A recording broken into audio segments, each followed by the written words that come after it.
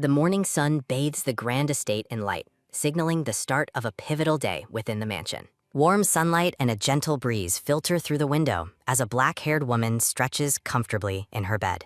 She wakes feeling unusually refreshed, possessed by the sudden conviction that today, everything in life will finally go her way. Dressed in a sophisticated purple gown, the black-haired lady moves with purpose past her bowing household staff. In the quiet of a lavish office, she sits across from the blonde-haired Euclid, who appears somber and incredibly tense. The blonde-haired man, Euclid, breaks the silence by unexpectedly requesting a divorce from his stunned wife, Evgenia Rudian. A soft tap sounds as she sets her teacup down with a heavy sigh, processing his shocking legal demand. Euclid flinches under her intense gaze, his green eyes filled with visible anxiety as he awaits her inevitable reaction.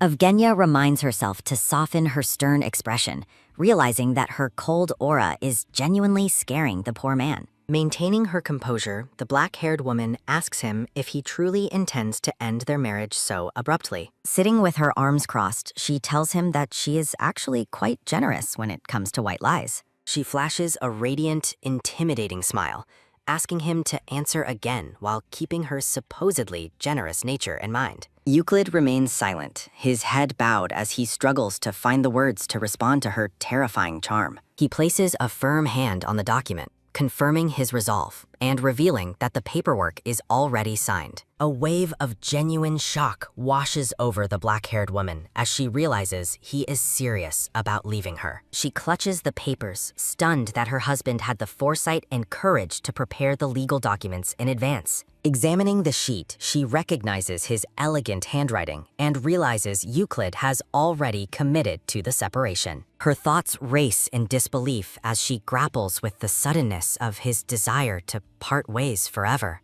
Euclid stands and politely requests that she review the terms carefully, maintaining a formal and distant demeanor toward her. Her eyes narrow with sharp determination, deciding then and there that she has no intention of letting him go. With a decisive, swift motion, she tears the divorce papers in half right before his wide, startled eyes. She flatly rejects his proposal and commands him to return to his room, asserting her absolute dominance over the situation. She sweeps out of the room while a frantic Euclid pleads for her to wait, his composure completely shattered. Standing in the hallway, she reflects on how her usual emotional responses have vanished, replaced by an icy, unwavering calm. A realization dawns as she recognizes her situation.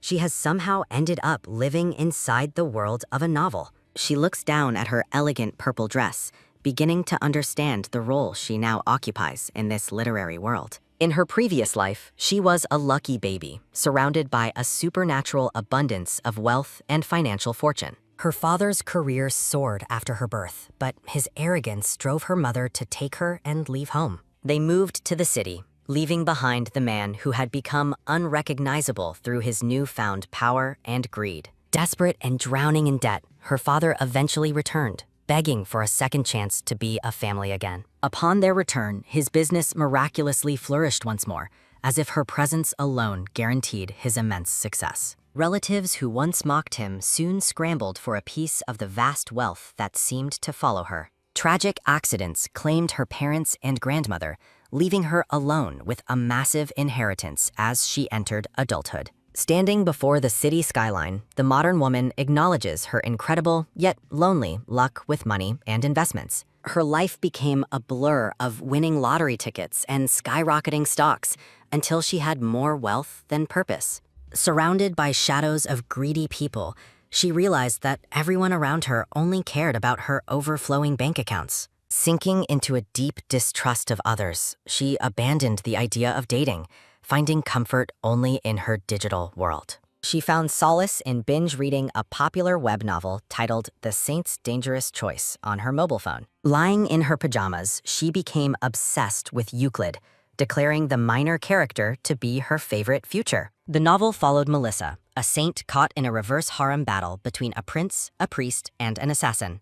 Among all the dangerous main leads, she fell head over heels for the gentle and overlooked Euclid Rudian. She lamented that her beloved favorite was barely a side character, existing on the same narrative level as a houseplant. A sob breaks through as she cries on her sofa, frustrated that others fail to see Euclid's true worth. Despite her talent for picking winning stocks, she joked about her terrible luck in choosing such minor, unappreciated characters. She treasured the single illustration of Euclid, moved by the deep sadness visible in his gentle, longing eyes. Desperate for more content, she emailed the author, offering to pay any price for a story focused on Euclid. While relaxing in her pajamas, a sudden blinding flash from her phone signals an immediate and mysterious reply. She wakes up sitting in a dark, opulent bedroom, wondering if she had simply dozed off while reading her phone. The black-haired woman stands in a daze, realizing she is in a lavish place she has never seen before. Looking into the mirror, she is shocked to find the stunning face of Evgenia Rudion staring back at her. Looking into the mirror, the black-haired woman is horrified by her sharp, villainous face and striking violet eyes. A decorative portrait identifies her as the villainess from the novel who eventually divorces the gentle Euclid.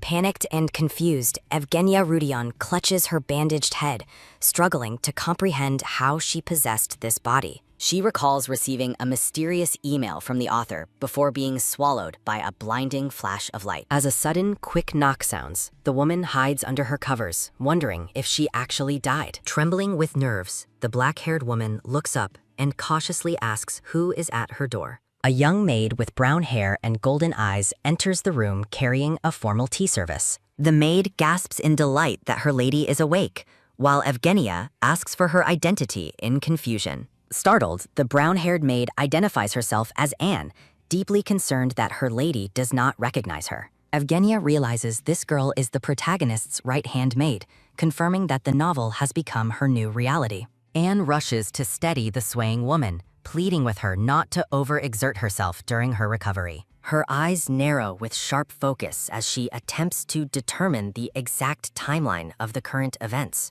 Anne flinches in terror as Evgenia flashes a dark, menacing smile while lost in her own private thoughts. An illustration of a grand wedding flashes through her mind, depicting the union between her and golden-haired Euclid. Her eyes sparkle with pure adoration as she clasps her hands, overjoyed to be near her favorite character. She envisions the gentle Euclid smiling warmly with a bird on his finger, the very image of kindness. In her past life, she was such a dedicated fan that she even commissioned custom merchandise of him. Sparkles surround the black-haired woman as she celebrates her incredible luck in marrying her ultimate favorite character. Her excitement vanishes instantly as she remembers that the original story concludes with their inevitable messy divorce. With a determined look, she vows to use her knowledge to change the narrative and save her marriage. Reflecting on her previous life of endless work, she views this as a once-in-a-lifetime chance for true happiness. A beautiful vision of their wedding day fuels her resolve to keep Euclid by her side forever. Sinking into deep thought, she decides that her first priority must be identifying the current point in time. Evgenia asks Anne about the cause of her head injury, leaving the maid shocked by her memory loss. Anne reports that the Crown Prince recently sent a proposal letter to the novel's main heroine, Melissa. She realizes that the story is still in its early stages, before her character begins tormenting poor Melissa. Anne hesitates, explaining that hearing the news of the prince's letter caused the lady to react quite violently. The maid reveals that Evgenia was so enraged that she actually slammed her head into a stone wall. Horrified, the black-haired woman realizes the original villainess was far more reckless and unhinged than she ever imagined. She clutches her face in shame, wondering how she will ever live down such an embarrassing public outburst. Imagining the scene of her own tantrum, she laments the impulsive and self-destructive nature of the original Evgenia.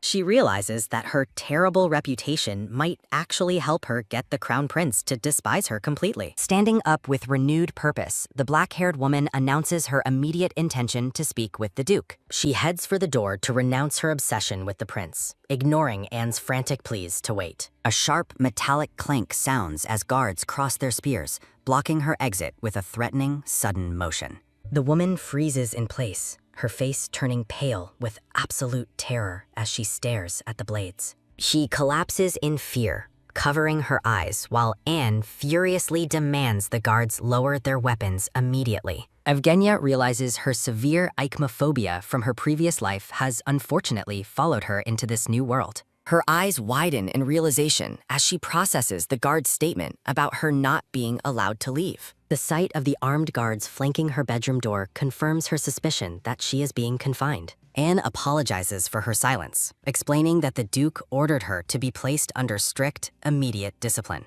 Sitting on her bed, Evgenia calmly requests that Anne arrange a formal audience with her father regardless. Anne is stunned by the word father, as the original lady never referred to the Duke so affectionately. Evgenia scoffs at the Duke's absence, noting he hasn't even visited her since she collapsed from her injury. Anne desperately attempts to defend the Duke, insisting that he was actually quite shaken by the lady's accident. Her expression remains icy as Anne explains that the Duke had to leave for the north on business. The maid's mention of the person in the basement causes a sudden, chilling shift in the room's atmosphere. Sitting alone in the dark room, Evgenia ponders the identity of the mysterious individual hidden away downstairs. Anne reveals that Melissa has been secretly visiting the basement prisoner to provide him with food and care. The black-haired woman looks away in shock as Anne admits to knowingly ignoring Melissa's secret, forbidden actions. Panic strikes as she suddenly remembers the mysterious prisoner still locked deep within the mansion's basement. Abandoning her recovery, she urgently commands Anne to fetch a rope for her secret mission. A sudden, sharp snatch sounds as she grips the rope,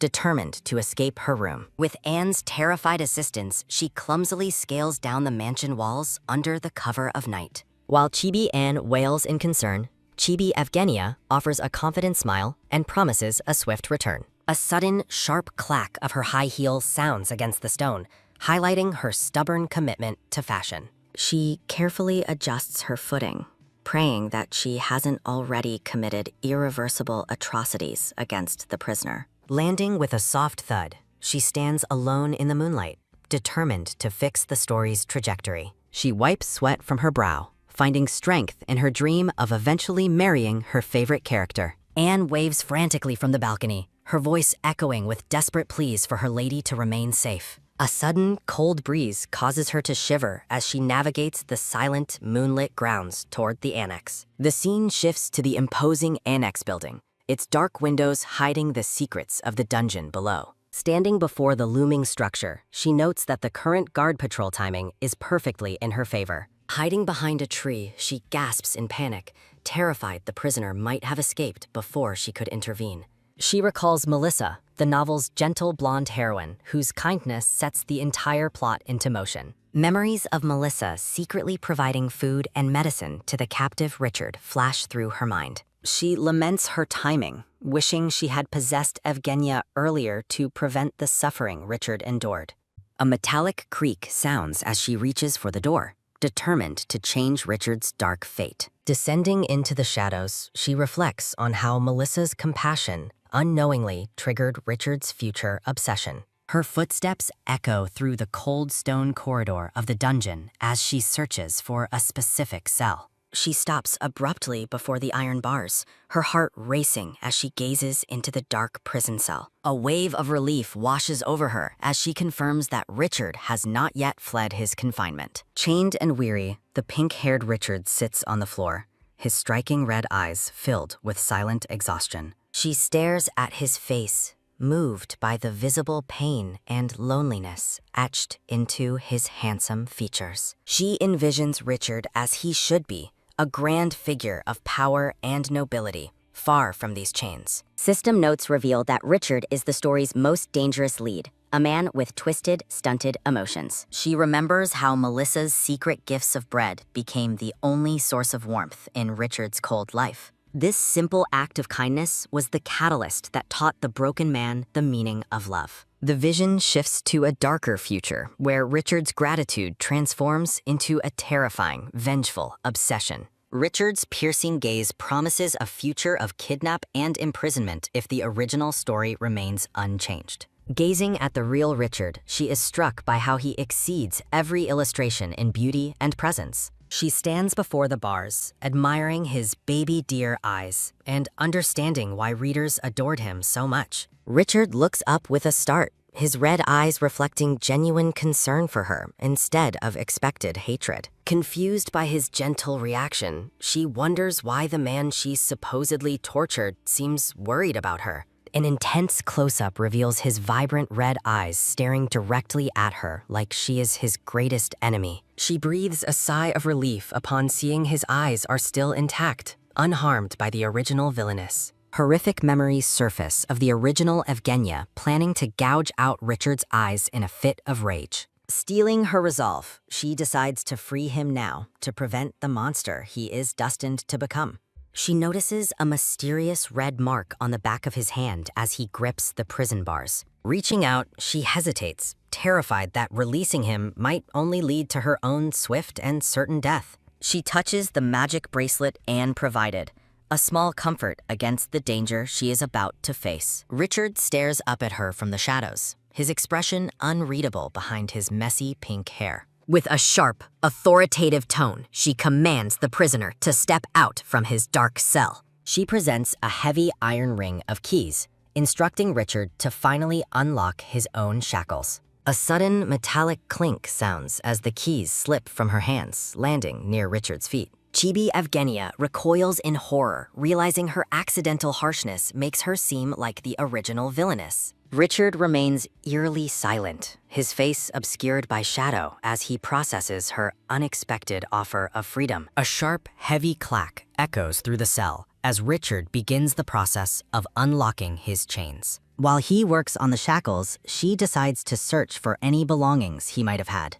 She moves toward a nearby wooden box, hoping to restore more than just his physical freedom. Checking a wooden chest, Evgenia successfully finds a set of clothes and confirms she has unlocked Richard's shackles. Chibi Evgenia forcefully shoves the clothes and a heavy pouch at Chibi Richard, insisting he take them all. Now dressed in a dark traveling cloak, Richard holds the pouch of gold while Evgenia celebrates her successful mission. Evgenia looks Richard in the eye, firmly telling the pink-haired boy that he is finally a free man. Richard flinches in shock as the lady bluntly commands him to go, her tone unexpectedly harsh and final. Confused by Richard's distressed expression, Evgenia wonders if the boy expects a formal apology for his past suffering. Standing before the bars of his cell, the black-haired woman offers a sincere apology for everything the original villainess did. She acknowledges that her sudden change of heart probably sounds suspicious and utterly ridiculous to the traumatized prisoner.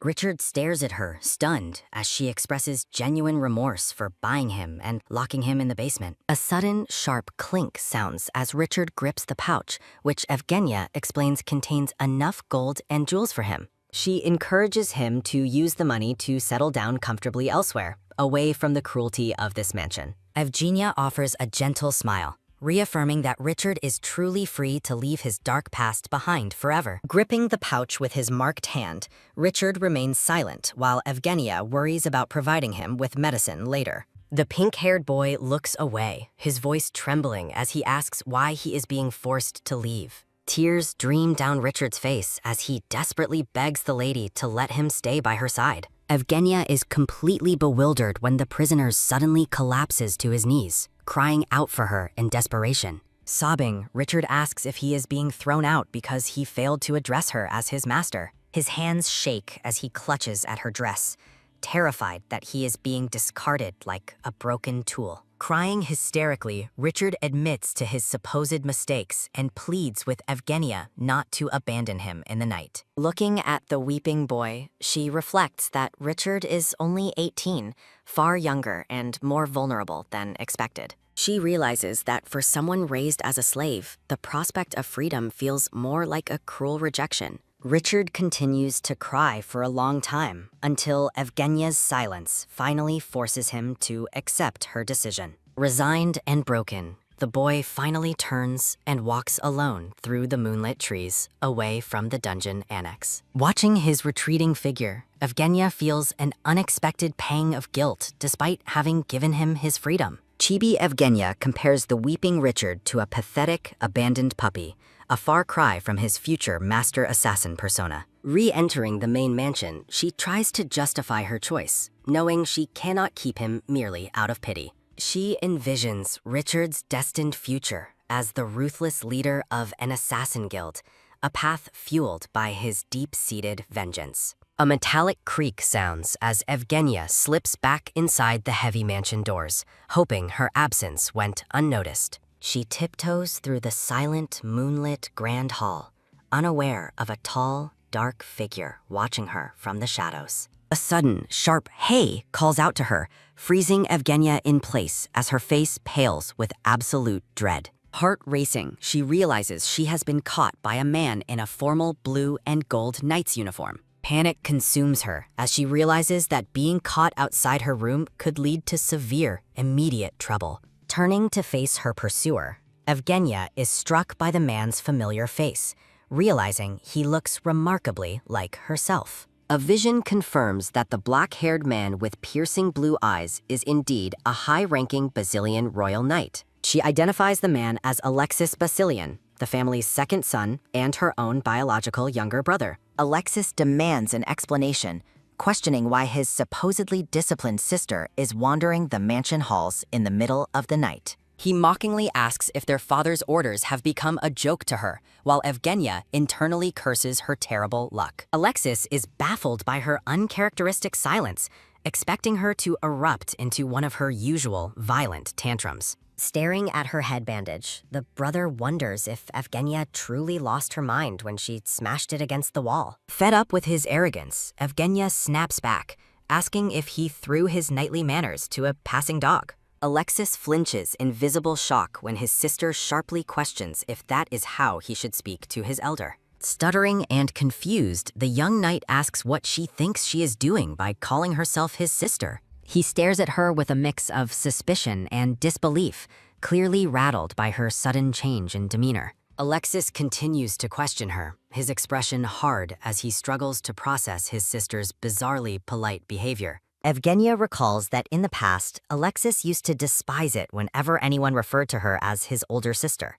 Chibi Alexis and Evgenia bicker loudly, with him insisting that she must have permanent brain damage from her accident.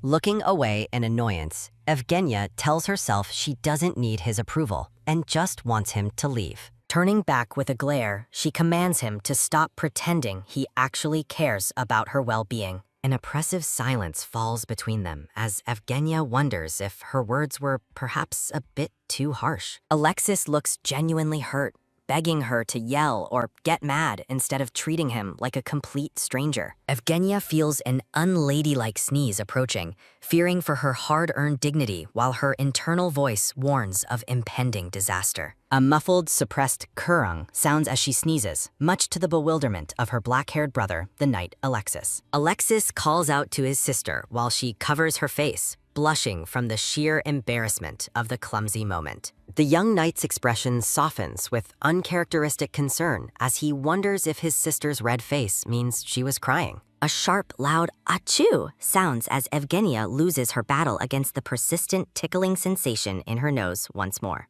Clad in a white nightgown, a forceful achoo rings out as Evgenia realizes she has definitely caught a cold. Peering out her window, she regrets not dressing more warmly during her late-night excursion to the dungeon annex yesterday. Looking through the glass, she spots a group gathered outside, wondering why Melissa and the servants are meeting a carriage. Gripping the bars of her window, she watches the courtyard with growing curiosity as a high-ranking visitor arrives early. Chibi Evgenia is shocked to see Alexis outside again, questioning why her brother is loitering near the servants' quarters. Shivering in her blanket, Chibi Evgenia huffs in annoyance that her brother isn't currently undergoing the discipline he deserves. A grand, dark carriage pulls up, and a man in a sophisticated black and gold military uniform steps out. She identifies the visitor as the Duke of Basilian, who immediately begins barking orders at a bowing head servant. From her window, she watches a maid rush back toward the mansion,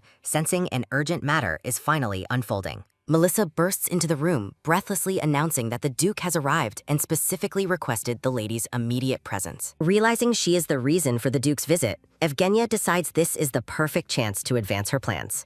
A system profile introduces the Duke of Basilian, a man whose power is second only to the imperial royal family. Known as a cold-blooded and ruthless politician, the Duke is rumored to treat every social interaction like a chess match. Narrations warn that meeting his icy eyes feels like standing on thin ice, while his deep voice commands total submission. Looking at the Duke's stern face, she prepares herself to confront the most intimidating member of her new family. She understands that winning his favor is the only way to secure his formal approval to marry the noble Euclid. Melissa helps her into a stunning purple lace gown, chattering happily about how the Duke must be worried about her. Evgenia remains skeptical, thinking that even a bitter enemy would feel concerned by someone smashing their head into a wall. Melissa finishes the final adjustments to the purple dress, asking with wide, expectant eyes if her lady is finally ready. A soft, elegant sirach sounds as Evgenia rises,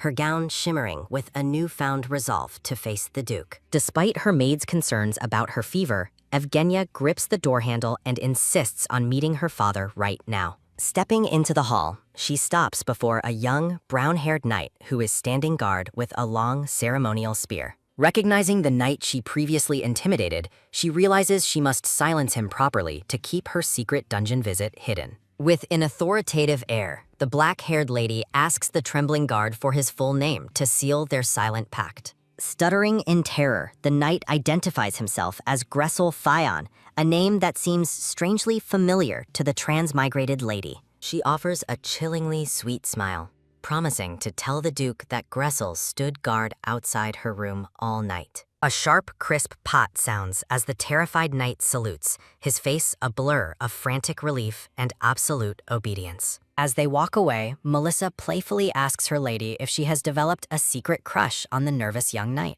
Melissa is offended on her lady's behalf, referring to the common guard as that thing, while Evgenia looks on blankly. Deciding it's easier to agree vaguely, Evgenia tells Melissa to handle the situation however she sees fit for the moment. Her heels click-clack on the stone floor as she suddenly stops, spotting a familiar figure blocking her path. Alexis stands before her with a stern expression, demanding to know what his supposedly bedridden sister is doing out here. Evgenia counters with a sharp gaze, asking if there is any particular reason she shouldn't be walking in her own home. Chibi Evgenia mocks her brother for slacking off, asking if he shouldn't be reporting to the Imperial Knights at this hour. Alexis explodes in rage, shouting that he just finished a week of training, and today is his first day of leave. His voice trails off as he looks away, admitting he only came home after hearing about her sudden, violent collapse. Infuriated by her unreadable, dazed expression, Alexis yells at her to stop making that ridiculous face during their serious argument. He points a finger at her, warning her to stay quiet about his own activities since she also wandered off alone. A chilling, oppressive aura fills the hall as a tall, dark-haired man appears silently behind the bickering, unaware siblings. Alexis freezes and immediately stammers "Big Brother" as the newcomer issues a single, low-voiced command for him to be quiet.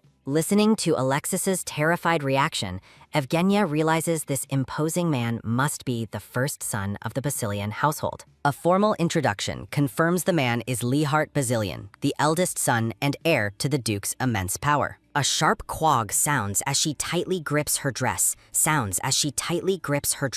sensing an unsettling, dark energy radiating from the stoic Leihart. Despite lacking the original villainess's memories, she is struck by a wave of vivid, instinctive emotions directed at the man. Leihart dismisses their presence with a cold profile view glare, leaving Evgenia with a lingering, sour sense of intense displeasure. Evgenia stares downward with an icy gaze, finding it hard to contain her growing irritation upon seeing Sionel. Sionel narrows his eyes with suspicion, questioning why the black-haired lady has appeared despite the standing confinement order. Maintaining a calm composure, Evgenia states that she has come to discuss an urgent and important matter with her father. Sionel is left reeling in shock as a sudden thud echoes, questioning the boldness of his sister's unexpected demand. As Sionel protests her presence, a commanding voice from within the office grants Evgenia permission to enter the room. Inside the grand office, the Duke sits at his desk,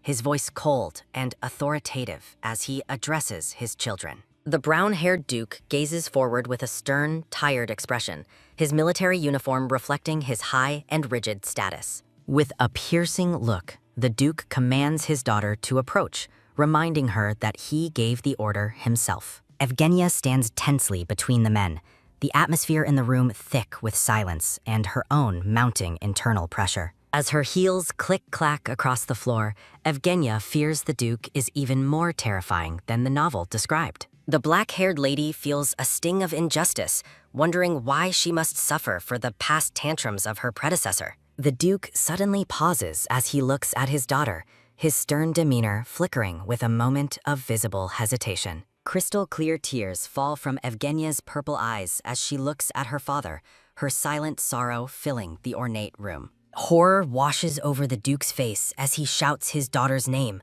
completely unsettled by her rare display of vulnerability. Sionel watches with wide-eyed disbelief, his heart sinking as he witnesses the proud Evgenia weeping openly before them both. Wiping her eyes, the black-haired lady realizes with a start that her body is reacting emotionally without her conscious permission. A heavy thud sounds as the Duke slams his hands onto the desk, his panic rising at the sight of her. Looking flustered, the Duke approaches his daughter and asks why she is crying, his previous coldness replaced by frantic worry. Evgenia is stunned into silence as her father offers a lace handkerchief, appearing far kinder than the rumors suggested. The brown-haired Duke apologizes for calling her out, mistakenly believing her condition had improved while her hand trembles slightly. Seeing the Duke's genuine concern, Evgenia realizes he is just a father deeply worried about his daughter's well-being. The black-haired lady feels foolish for fearing exile, realizing she may have fundamentally misunderstood her father's true character and feelings. Looking at the luxurious room, Evgenia resolves that she must discuss her marriage to finally meet her beloved Euclid. Evgenia bows deeply to her father and offers a sincere apology for her past behavior, leaving him completely caught off guard. Stunned by the change, the Duke questions her words as she promises to never cause another scene in his office. In a shocking declaration, the black-haired lady announces her intention to give up her pursuit of the crown prince forever. The Duke asks for confirmation with a trembling voice, while Yevgenia continues to dab her tearful eyes with the handkerchief. Evgenia notes that her tears are helping her cause as she expresses a desire for a partner who values her. Gripping the handkerchief tightly, the black-haired lady pleads for her father to find her a suitable marriage match immediately. She claims she must marry quickly before her resolve falters, while the image of a blonde prince haunts her thoughts. A beautiful vision of a blonde man and Evgenia together appears, representing her secret hope for a happy future. Sionel asks if she is being honest, and Evgenia firmly confirms that her words are the absolute, unvarnished truth. The siblings stand in silence, the weight of her life-altering request hanging heavily between them in the sunlit room. Evgenia tells them she trusts their judgment, though a chibi thought bubble notes their obvious and lingering skepticism of her. She adds a sense of urgency, stating she wishes to be married before the crown prince's own wedding ceremony occurs. Imagining a peaceful life with her bias, Evgenia expresses her desperate need to leave the capital and start anew. The Duke appears overwhelmed and sweaty, while Evgenia worries that her groom might be changed to someone she doesn't want. Smiling softly, the black-haired lady reaffirms her trust in her father, but insists on maintaining her high noble status. The Duke reassures her with pride, declaring that no matter what happens, she will always be a Basilian lady. A close-up reveals the Duke's contemplative expression as he considers the gravity of his daughter's sudden and dramatic request. In a chibi moment, the Duke promises to choose a match fitting her station, and a relieved Yevgenia exhales. Turning to leave, the black-haired lady notes she has said everything necessary and prepares to return to her room. Hoping to secure her victory, Evgenia stops and calls out to her father using the endearing term, Dad. A soft rustle sounds as her black hair flows beautifully among white roses, her expression delicate as she looks back once more. The Duke stands completely paralyzed as he watches his daughter, the unexpected name she called him, echoing in the silent office. A look of intense shock and confusion remains on the Duke's face while he tries to process the sudden change in his daughter. With a swift whoosh, Evgenia turns to walk away with confidence, believing her plan to secure her father's favor succeeded perfectly. Her victory is short-lived as her vision suddenly begins to swirl and blur, the world spinning out of her control. Evgenia collapses violently to the floor, while the Duke's frantic, terrified scream for her echoes throughout the grand room.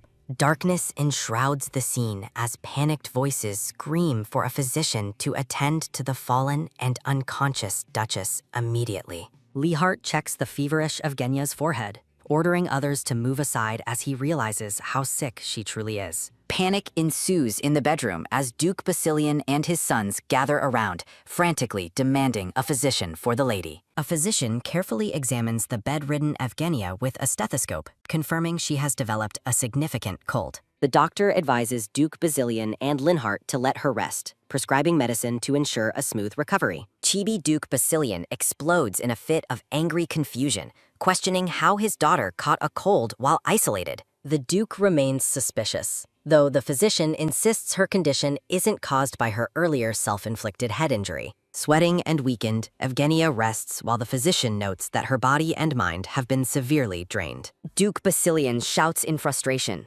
blaming his own absence for his daughter's worsening condition and perceived abandonment. The maid informs the surprised Duke, Leehart, and Alexis that the first thing Evgenia did was ask for her father. A heavy silence falls as the Duke and Leehart trade expressions of stunned disbelief over Evgenia's unexpected concern. The Duke looks pained, realizing his habit of avoiding her tantrums has only deepened the rift between them. Alone in his office, the Duke is visibly moved that his daughter sought his presence instead of screaming. A rare, soft expression touches the Duke's face as he dwells on the fact that Evgenia finally called him father. Leehart reflects on her sudden change, noting she has harbored deep resentment toward their families since she was a child. A nostalgic vision shows a young, happy Evgenia embracing her mother, the only person she ever truly followed. Memories of a grieving child reveal that Evgenia hid her heartbreak and true feelings from everyone after her mother died. The Duke and Leehart speculate that the Crown Prince's proposal to Melissa was the catalyst for Evgenia's physical collapse. Infuriated, the Duke defends Evgenia's worth as a noblewoman, despite the obsessive behavior she previously displayed toward the prince. Leehart suggests that the current situation provides the perfect opportunity to proceed with the planned marriage for the family's benefit. Looking stoic and determined, Leehart prepares to navigate the complicated politics surrounding his sister's future. Leehart warns his father that Evgenia is notoriously fickle and might retract her consent for the Rudion marriage at any moment. The Duke agrees that securing a strong alliance with House Rudion is the best way to stabilize their family's standing. Somewhere distant, the blonde Euclid Rudion sits amidst cherry blossoms, diligently writing with a black quill. A frustrated shout, "Baruch!" echoes through the Rudion duchy as a beautiful mansion stands under a cloudy sky. Identified as Euclid Rudion, the handsome blonde man looks up from his desk as a frantic matter is brought before him. His aide, Delano, expresses absolute shock at the news that Euclid intends to marry the notorious Lady Basilian. Delano argues against the union, citing Evgenia's ruined reputation and her public obsession with the crown prince. Ignoring the protests, Euclid calmly asks Delano to report their current outstanding debts to Count Beers. Delano reveals a looming debt of 750 gold, warning that failure to pay will lead to financial ruin. Euclid explains that the pressure from their creditors and long-standing debts has left them with very few options. To save his household, Euclid concludes that he must go through with the marriage despite the lady's poor reputation. Delano questions Euclid's judgment, reminding him of the Duke's fearsome reputation versus Euclid's earlier positive impressions. Chibi Euclid and Delano bicker as Euclid recalls the Duke being surprisingly hearty during their formal business discussions. Euclid envisions the Duke happily unloading a massive dowry just to rid himself of his wild daughter. Staring at a portrait of the red-haired crown prince, Euclid dismisses the rumors of a romance with Evgenia as nonsense. A sharp ahoom sounds as Euclid decides her past feelings don't matter compared to the survival of his duchy. Euclid commands his steward to prepare for their departure to the capital, ignoring Delanos' last-ditch efforts to stop him. Putting on his glasses, Euclid's gaze turns sharp and calculating as he prepares to meet his future bride. Defeated, Delano bows his head and accepts his lord's final decision with a heavy, worried sigh. Euclid offers a confident smile, dismissing his aide to handle the rest of their travel preparations. A sharp talk sounds as Euclid sits alone in his grand office, his mind focused on the upcoming journey. Suddenly, The room dims as Euclid stumbles Biddle, clutching a cloth to his mouth in a moment of physical distress. Looking pale and sweating, Euclid gasps for air as he struggles with a secret, debilitating illness. A white handkerchief is stained with a shock of bright red blood, revealing Euclid's terminal condition is worsening. Back at the mansion, the maid enters Evgenia's room with a cheerful tune, carrying a tray of bitter medicine. Evgenia moans in annoyance, feeling the servants are treating her like a tragic patient on her deathbed. Addressing her maid as Anne, Evgenia insists she doesn't need to be watched so closely while taking her medicine. Drinking the bitter brew,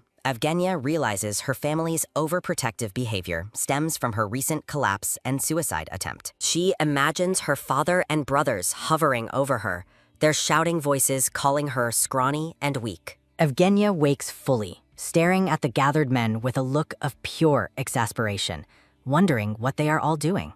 Evgenia wakes to her father and brothers apologizing for their absence, but she is left completely bewildered by their kindness. Tearfully denying any loneliness, the black-haired lady insists she isn't hurt, while her family watches her with deep, uncharacteristic concern. The Duke and his sons exchange pitying looks, clearly unconvinced by her protests as they believe she is masking her pain. To brighten her mood, the blonde maid offers a piece of candy as a reward, and the lady begrudgingly accepts it. Sitting alone, Evgenia quietly chews on the sweet treat, reflecting on the strange, sudden shift in her family's overprotective behavior. The blonde maid suddenly remembers to mention that Lady Melissa requested to see her earlier in the day. Startled by the news, the black-haired lady wonders why the protagonist of the original story would suddenly want an audience. The scene shifts to a sunlit gazebo where the two women share tea and enjoy the refreshing morning air together. Melissa looks gentle and refined as she prepares her tea, her blonde hair shimmering under the warm glow of the sun. Observing her cousin, Evgenia notes how Melissa's peaceful nature is a stark contrast to the intense, dark atmosphere of House Bazillion. Setting down her cup, the black-haired lady asks if there was a specific reason Melissa sought her out today. Melissa panics when she nearly spills her tea, but Evgenia dismisses the accident, noting the tablecloth is barely wet anyway. Despite the lady's kindness, Melissa remains visibly nervous, leading Evgenia to suspect it involves the Crown Prince's recent marriage proposal. Placing a reassuring hand on her handkerchief, Evgenia tells Melissa there is no need to worry about the imperial marriage offer. Melissa explains she only met the prince by chance as a commoner and had no idea he was actually royalty. Clenching her fist, the blonde girl insists her decision to reject the imperial engagement was entirely her own choice. Taking a sip of tea, Evgenia questions why Melissa still seems so terrified if the marriage isn't the problem. Melissa hesitantly confesses that she wandered into the annex basement by mistake, causing a wave of internal panic for Evgenia. Realizing Melissa might have discovered her secret captive, Richard, the black-haired lady prepares to silence her cousin's growing suspicions. With a chilling and authoritative gaze, Evgenia commands Melissa to forget everything she saw or heard down in that basement. Melissa trembles as the lady ominously claims she has already sent that boy somewhere much better than the dungeon. Seeing her cousin's terror, Evgenia quickly clarifies she released him with ample travel funds, which brings Melissa immediate, tearful relief. Changing the subject, the black-haired lady asks how life at the estate is treating her, and Melissa happily praises her studies. Evgenia offers Melissa more freedom, suggesting she ask the Duke for permission to visit the temple with a protective knight. Melissa mentions the temple is currently crowded with prayer gatherings because the Crown Prince is preparing to depart for war. Understanding dawns on Evgenia, realizing that the impending war is the real reason the nobility ignored Melissa's rejected engagement. As they continue their tea, Melissa leans in to share a whisper about the prince's legendary martial reputation. A grand vision shows the first emperor slaying a dragon, a legacy of power that supposedly flows through the current prince. Their peaceful afternoon is interrupted as the blonde maid rushes toward the gazebo, shouting for her lady in a panic. Evgenia freezes mid-gesture, her expression souring as she senses an unwelcome presence approaching the garden. The maid announces an unexpected guest, and the black-haired lady realizes the Crown Prince has arrived to see them. A close-up reveals a man with reddish-brown hair calmly drinking tea, his expression masked by the ornate cup. Resting his chin on his hand, the handsome red-haired man looks incredibly arrogant in his fur-lined royal attire. A formal introduction identifies him as Kaide Ilios, the crown prince and a major male lead in the original story. Standing at the door, Evgenia hesitates, dreading the sudden confrontation with the man she once obsessively pursued. A glowing purple crown symbol appears as the prince smiles, his presence filling the room with an oppressive, dark energy. Kaide looks directly at Evgenia with a smug expression, asking if she truly missed him that much. Despite his handsome appearance, the black-haired lady finds her heart cold, feeling only a deep sense of anger and hatred. Evgenia offers a stiff, formal greeting, realizing the original lady's twisted love for him has finally died. The red-haired prince leans forward, his gaze sharp and calculating as he studies his supposedly heartbroken former admirer. Kaide mocks her suicide attempt, asking if she truly rammed her head into a wall because of his proposal to Melissa. Evgenia coldly tells him not to concern himself, but the prince persists, claiming her self-harm was blamed on him. When he mentions her recent strange behavior, the black-haired lady sharply retorts that she has simply come to her senses. Kaide looks visibly annoyed, his brow furrowing as he questions the validity of her sudden change in personality. Firmly declaring her independence, Evgenia states she has let go of her feelings and plans to marry someone else entirely. Kaide looms over her, his shadow dark and imposing as he demands to know if she's really leaving him. Exploding in rage, the prince grabs her and shouts, unable to believe she is giving up the position of crown princess. Evgenia looks at him with pure bafflement, wondering why he is reacting so violently to the rejection he always wanted. Demanding her personal space, the black-haired lady tells the prince to let go of her immediately. Kaide laughs off her words as a lazy lie, but Evgenia shocks him by mentioning the proposal already sent to House Rudion. Evgenia wonders how a supposed swordmaster can fail to notice a fly buzzing near his face. Kaide continues his smug mockery, completely unaware of the insect currently landed on his cheek. The black-haired lady grows increasingly irritated, her concentration shattered by the fly's presence on the prince. Chibi Evgenia shouts in a bubble, frustrated that Kaide hasn't noticed the insect near his head. Clenching her fist, Evgenia's patience reaches its limit as the fly continues to get on her nerves. Kaide leans forward, still wearing an arrogant smile, while the insect remains perched on his chin. When the prince offers to accept her as a mistress, Evgenia suddenly swings her hand toward him. A heavy, frozen silence fills the room as both figures stand motionless after the unexpected physical contact. A chibi version of the black-haired lady looks horrified and panicked by her own impulsive, violent outburst. Staring with a red mark on his face, the prince demands an explanation for the shocking slap. Evgenia looks deeply flustered, realizing she just struck royalty while being caught up in her own irritation. Flashbacks depict the original lady's past obsessive behaviors,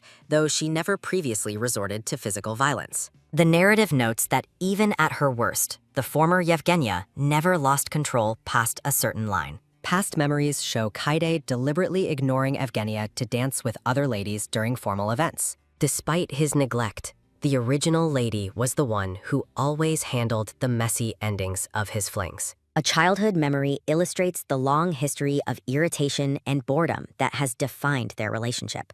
Back in the present, the red-haired prince remains stunned, unable to comprehend why she actually hit him. Kaide rationalizes the slap, assuming she must be reacting to the shock of his proposal to Melissa. Looking down with a troubled expression, Evgenia offers a small, reluctant apology for her sudden lack of control. Footsteps thud as Kaide walks away, thinking that his interaction with her is far from finished. Turning back, the prince announces his departure for war, casting a somber shadow over their conversation. He tells the lady he will be gone for months, while Evgenia remains silent and unreadable. A close-up shows Kaide offering a sharp, cold smirk as he prepares to take his final leave. Evgenia suddenly pulls something out with a quick snap, holding out a pink, lace-trimmed handkerchief for him. Startled by her gesture, Kaide looks at the gift, confused by her sudden show of apparent concern.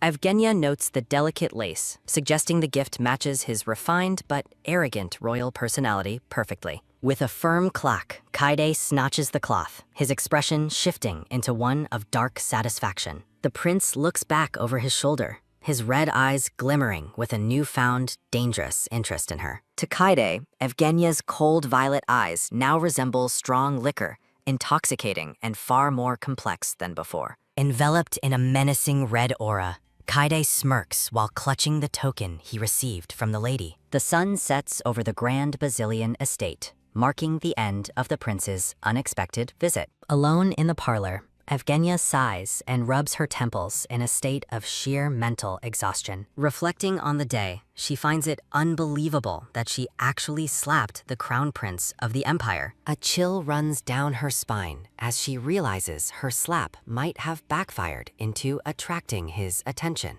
Panicking, Chibi Evgenia worries that she mistakenly gave him Melissa's handkerchief instead of her own. Stretching his arms with a groan, the brown-haired brother Alexis looks forward to a quiet dinner and rest. Opening the double doors with a thud, Alexis stops in shock at the sight of his sister. The Duke and his sons are speechless as Evgenia breaks tradition to join them at the dining table. Calmly cutting her steak, Evgenia questions why this simple act of a family dinner is so surprising. A small flashback shows the Duke and Melissa's disbelief when Evgenia first proposed eating together earlier. Setting down his fork with a clink, the Duke brings up the Crown Prince's earlier visit to them. His face darkening with paternal concern, the Duke asks if the prince blamed her for Melissa's rejection. Hesitating slightly, Evgenia reassures her father that the prince didn't scold her or cause a major scene. She expresses confusion over how the prince knew about her previous disgraceful behavior at the estate. The Duke's aura flares with purple rage as he demands to know who dared gossip about his daughter. Evgenia mentions the prince's insulting offer to make her his mistress, feeling the weight of the disrespect. Exploding in fury with a sudden roar, the Duke's sons shout in outrage over the prince's blatant insult. One brother declares the prince's words a direct and unforgivable attack on the honor of House Basilian. The Duke resolves to lodge a formal complaint, leaving Evgenia worried that the situation is escalating too far. Wiping her mouth, Evgenia tries to settle them, hinting that she already gave the prince a piece of her mind. Evgenia stuns the family at dinner by calmly admitting she slapped the crown prince earlier that afternoon. Her brown-haired brother, Alexis, reacts with explosive shock, unable to believe his sister actually struck royalty. While Evgenia apologizes for her lack of control, the Duke surprisingly praises her for standing her ground. The Duke laughs, dismissing the slap's impact on a swordmaster, while Evgenia recalls targeting a literal bug. Setting the past aside, the black-haired lady expresses her firm desire to get married as soon as possible. The Duke explains her urgent request is exactly why he summoned her to join them for dinner. Bathed in a warm, golden glow, Evgenia feels an overwhelming sense of relief that the moment has arrived. A tense close-up shows the lady swallowing hard, her composure wavering as the reality of her plan settles. The Duke reassures her that any man would want her, while Evgenia imagines a tiny, adorable groom. As dinner is served, the Duke notes that House Rudion's response arrived slowly via a standard carriage. Determined to help his daughter's prospective house, the Duke plans to send magic carriages and stones as gifts. Evgenia asks her father to send one carriage ahead and prepare for her eventual move to the capital. The Duke praises her meticulous nature, noting she even hand-picked the knight who will accompany her after marriage. A memory of a brown-haired knight appears, and Evgenia confirms he left a very positive impression on her. Evgenia realizes the maid, Anne, handled the knight selection, while the Duke suggests delaying the wedding for a year. Envisioning a grand wedding, the lady rejects the delay, insisting on marrying her blonde groom immediately. Evgenia explains she wants to leave the capital before the crown prince returns from his war campaign. Hearing her resolve, the Duke sighs and agrees to contact the temple immediately to expedite the wedding. Alexis looks completely lost, asking why the conversation is suddenly dominated by talk of weddings and departures. The Duke formally announces Evgenia's decision to marry, leaving Alexis panicked and demanding to know the groom's identity. When the Duke identifies the groom as Duke Rudion, Alexis gapes in utter disbelief at the shocking news. Alexis feels betrayed as he realizes even Melissa already knew about the engagement while he was left out. The brown-haired brother erupts in a dramatic tantrum, shouting about his status as a family member being ignored. Alexis storms out in a huff, leaving the black-haired lady wondering why he is reacting so childishly. Night falls over the estate, and the heavy parlor doors stand shut after the chaotic family dinner. Walking down the hallway, Evgenia and the blonde maid discuss Alexis's immature behavior with a weary sigh. The pair stops as they encounter the knight, Gressel Fion, standing guard in the dimly lit corridor. The brown-haired knight, Gressel Fion, notices his lady's approach and offers a formal, polite greeting. To her surprise, the knight drops to one knee and begs for forgiveness for his past disrespect toward her. Gressel admits he once believed the rumors about her, thinking himself unlucky to be assigned as her guard. Now deeply moved by her grace, the knight vows to devote his entire life to serving her. A close-up reveals Gressel's somber and earnest face as he reflects on his newfound loyalty to his mistress. With a commanding tone, Evgenia tells the knight to stand up, and he complies with immediate, sharp obedience. She questions if he is truly willing to follow her to the harsh, cold north following her wedding. Gressel mentions his sibling is a hostage for treatment, a term that immediately sets Evgenia's suspicions on edge. He quickly clarifies that she was actually protecting his sick sibling, a realization that leaves him visibly moved. Flustered by the knight's excessive emotional outburst, the black-haired lady tells him to leave for the night. Later in the parlor, Evgenia reflects on her luck in gaining such a loyal guard out of nowhere. She realizes that the blonde maid, Anne, is far more capable than she previously imagined. Staring into her tea, she wonders if the original lady was truly as villainous as the story claimed. Evgenia asks Anne if she finds her sudden change in heart and marriage plans to be strange. Anne offers a bright, radiant smile, stating that her loyalty to her lady was pledged long ago. Evgenia smiles softly, knowing everything changed simply because the soul inside her body is no longer the same.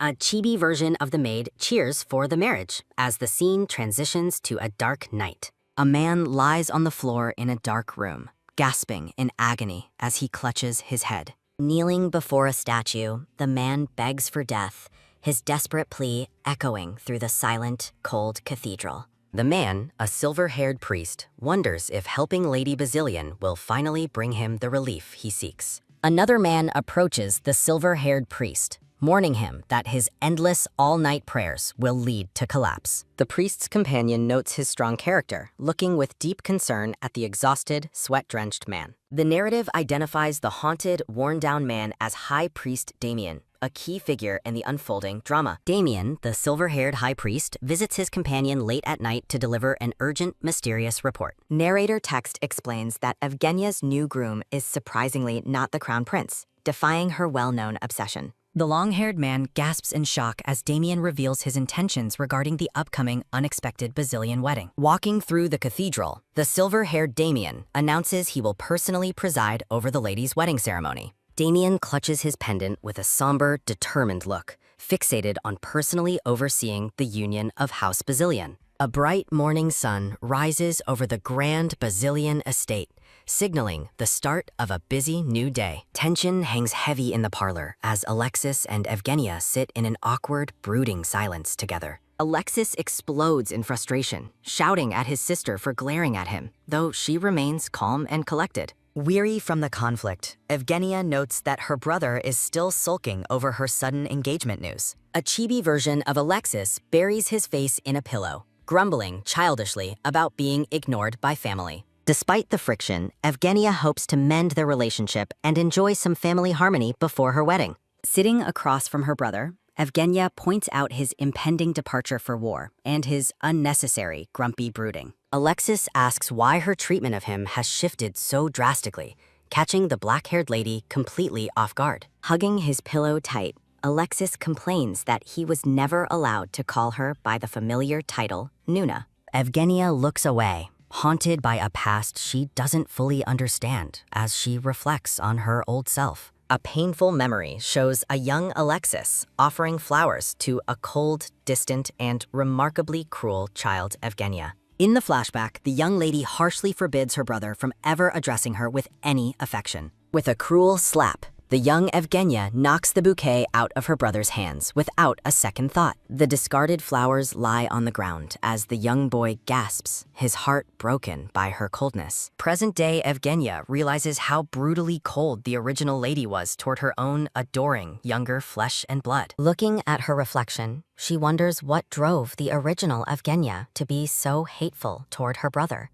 Breaking the cycle, Evgenia gently gives Alexis permission to call her Nuna from this moment forward. Alexis reacts with suspicious shock, prompting Evgenia to snap back at his dramatic and ungrateful attitude. Sighing at his grumbling, the lady realizes that even kindness is met with a tantrum from her brother. Evgenia tells him to drop the subject, while Alexis peeks over his pillow with a lingering sense of disbelief. Alexis shyly asks if he can visit her at Rudion's castle after he safely returns from his campaign. Panicking at the mention of danger, Evgenia scolds him for jinxing his return, while Alexis pushes for an invite. Softening her stance, she formally agrees to let him visit her new home in the snowy, distant north. Evgenia warns him not to sulk about her absence, as Alexis brings up her gift to a total stranger. With a swift snap, Evgenia produces a white handkerchief and offers it directly to her stunned, brown-haired brother. A playful smirk touches the lady's lips as she asks if his wounded pride is finally satisfied. Alexis stares at the gift in awe, his eyes shimmering as he touches the delicate, lace-trimmed fabric. A radiant, joyful smile breaks across the brother's face, his resentment melting away in an instant. Seeing his genuine happiness, Evgenia offers a small, warm smile of her own,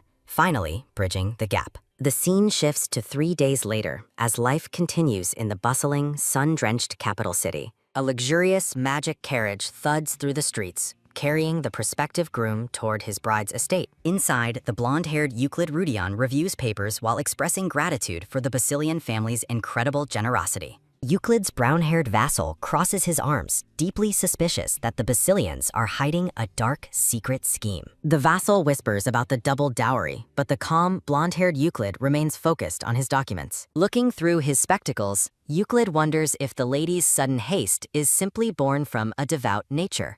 He suggests she wants a quiet wedding, but his vassal finds the timing far too convenient to be true. Euclid fixes a sharp look on his companion, asking him to clarify the source of his intense doubts. The brown-haired man insists there must be a pressing reason behind her urgent desire to marry right away. Euclid's eyes darken with cold authority as he warns his vassal that he will hear no more insults. Realizing he crossed a line, the man bows his head in a hasty, fearful apology to his lord. The carriage thuds to a halt at the Basilian estate, arriving under a clear, sparkling blue sky. Maids whisper amongst themselves, baffled by Lady Evgenia's uncharacteristically nervous behavior and unusually heavy makeup. Euclid steps gracefully out of the carriage, his arrival marked by the soft thud of his boots.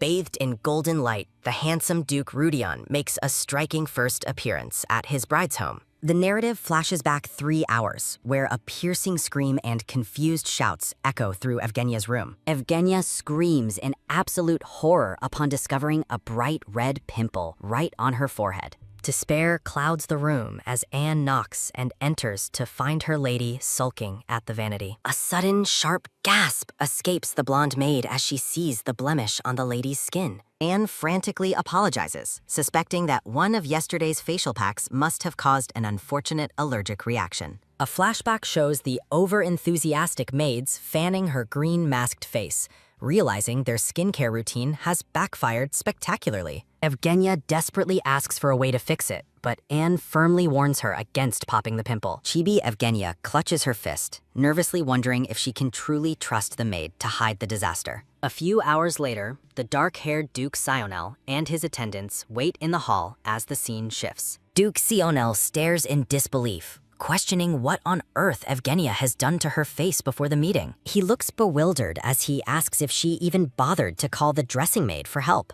Sionel decides they must leave to spite her look, as the staff whispers about her bizarre new style choice. Close up on the lady's heavy makeup as she wonders why everyone is reacting so strangely to Anne's work. A grand white carriage stands ready in the lush gardens of the estate under the bright morning sun. Duke Sional leads his family out to the courtyard as the carriage finally arrives for the formal meeting. A panicked Chibi Evgenia shouts about the arrival as the carriage door begins to swing open wide. Duke Sional maintains a dignified and stoic expression as he prepares to welcome the important guest. Delano, the brown-haired aide, lets out a startled yelp upon seeing the black-haired lady's heavy, dark makeup. The aide peeks over suspiciously, wondering if this shocking look is some strange new trend from the capital. Euclid Rudion steps out of the carriage, looking magnificent in a white and beige outfit under the sun. The blonde Duke Euclid greets her warmly, his gold eyes shining with a gentle and welcoming gaze.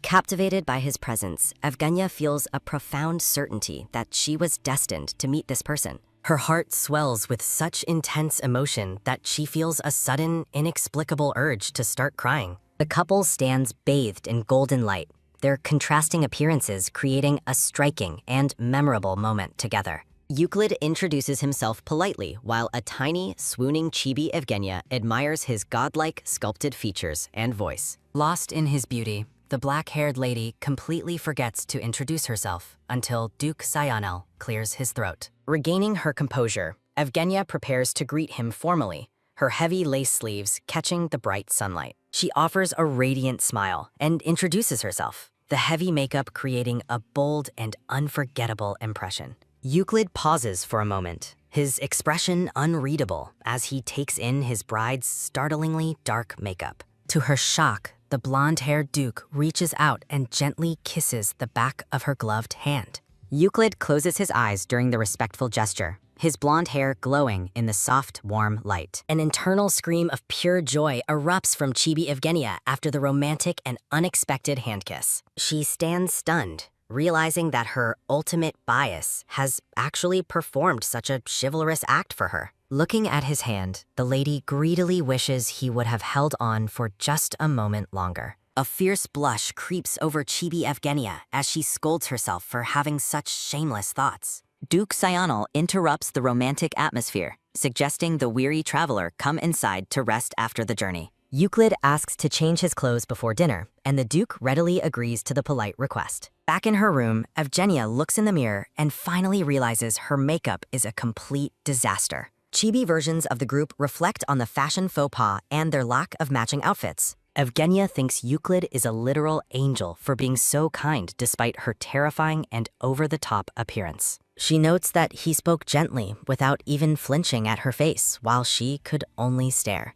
Reflecting on her reaction, she realizes she felt none of the discomfort she experienced with Richard before. Later in the evening, the blonde maid Anne knocks softly on the door and asks to enter. Anne rushes inside and presents her lady with several small, colorful bottles filled with mysterious medicinal potions. Chibi Evgenia looks confused as Anne explains that the bottles contain sedatives and aids for her digestion. The blonde maid looks downcast, feeling guilty for her part in the lady's disastrous and heavy makeup. Evgenia offers a kind word of thanks, hoping the medicine will help calm her nerves during dinner. Anne suddenly perks up, realizing there is one more crucial task she needs to help her lady with. With a hearty laugh, Evgenia tells Anne to wipe off the makeup and find her a fresh dress. The blonde Melissa greets her sister with a bright smile as the scene shifts to the dining hall. Looking fresh and natural, Evgenia asks if anyone else has arrived yet as she joins the family meal. Evgenia asks Melissa if there is something on her face, noting her sister's silent and stunned stare. Evgenia stands in her beautiful gown,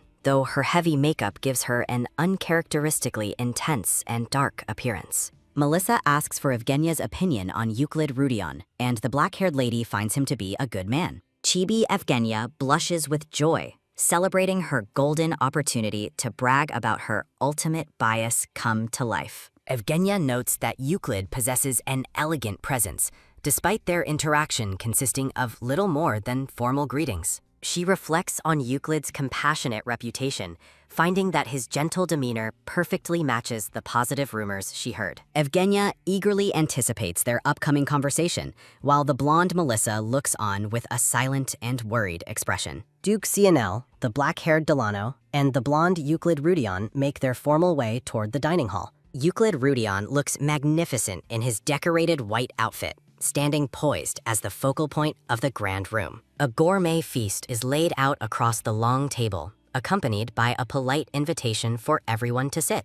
Duke Sional offers food considerations to Euclid Rudion, who responds to the elder man's kindness with humble gratitude. Admiring Euclid from across the table, the black-haired Evgenia mentally describes him as a perfect and radiant sunshine prince. Evgenia stares blankly as she realizes her makeup plan has failed, feeling the weight of the awkward situation. Lost in her admiration, she notes Euclid's golden hair and elegant figure that overflows with grace and sophistication. Evgenia concludes that the blonde duke truly looks like a man crafted by the gods with perfect care. The atmosphere shifts as their eyes meet across the dinner table, causing Evgenia to gasp in sudden surprise. Euclid Rudion looks back at her, a subtle and respectful blush appearing on his face as their gazes lock. Evgenia questions if she merely imagined the red tint on her future husband's face during their brief eye contact. Euclid shyly covers his mouth and looks away with a clear blush,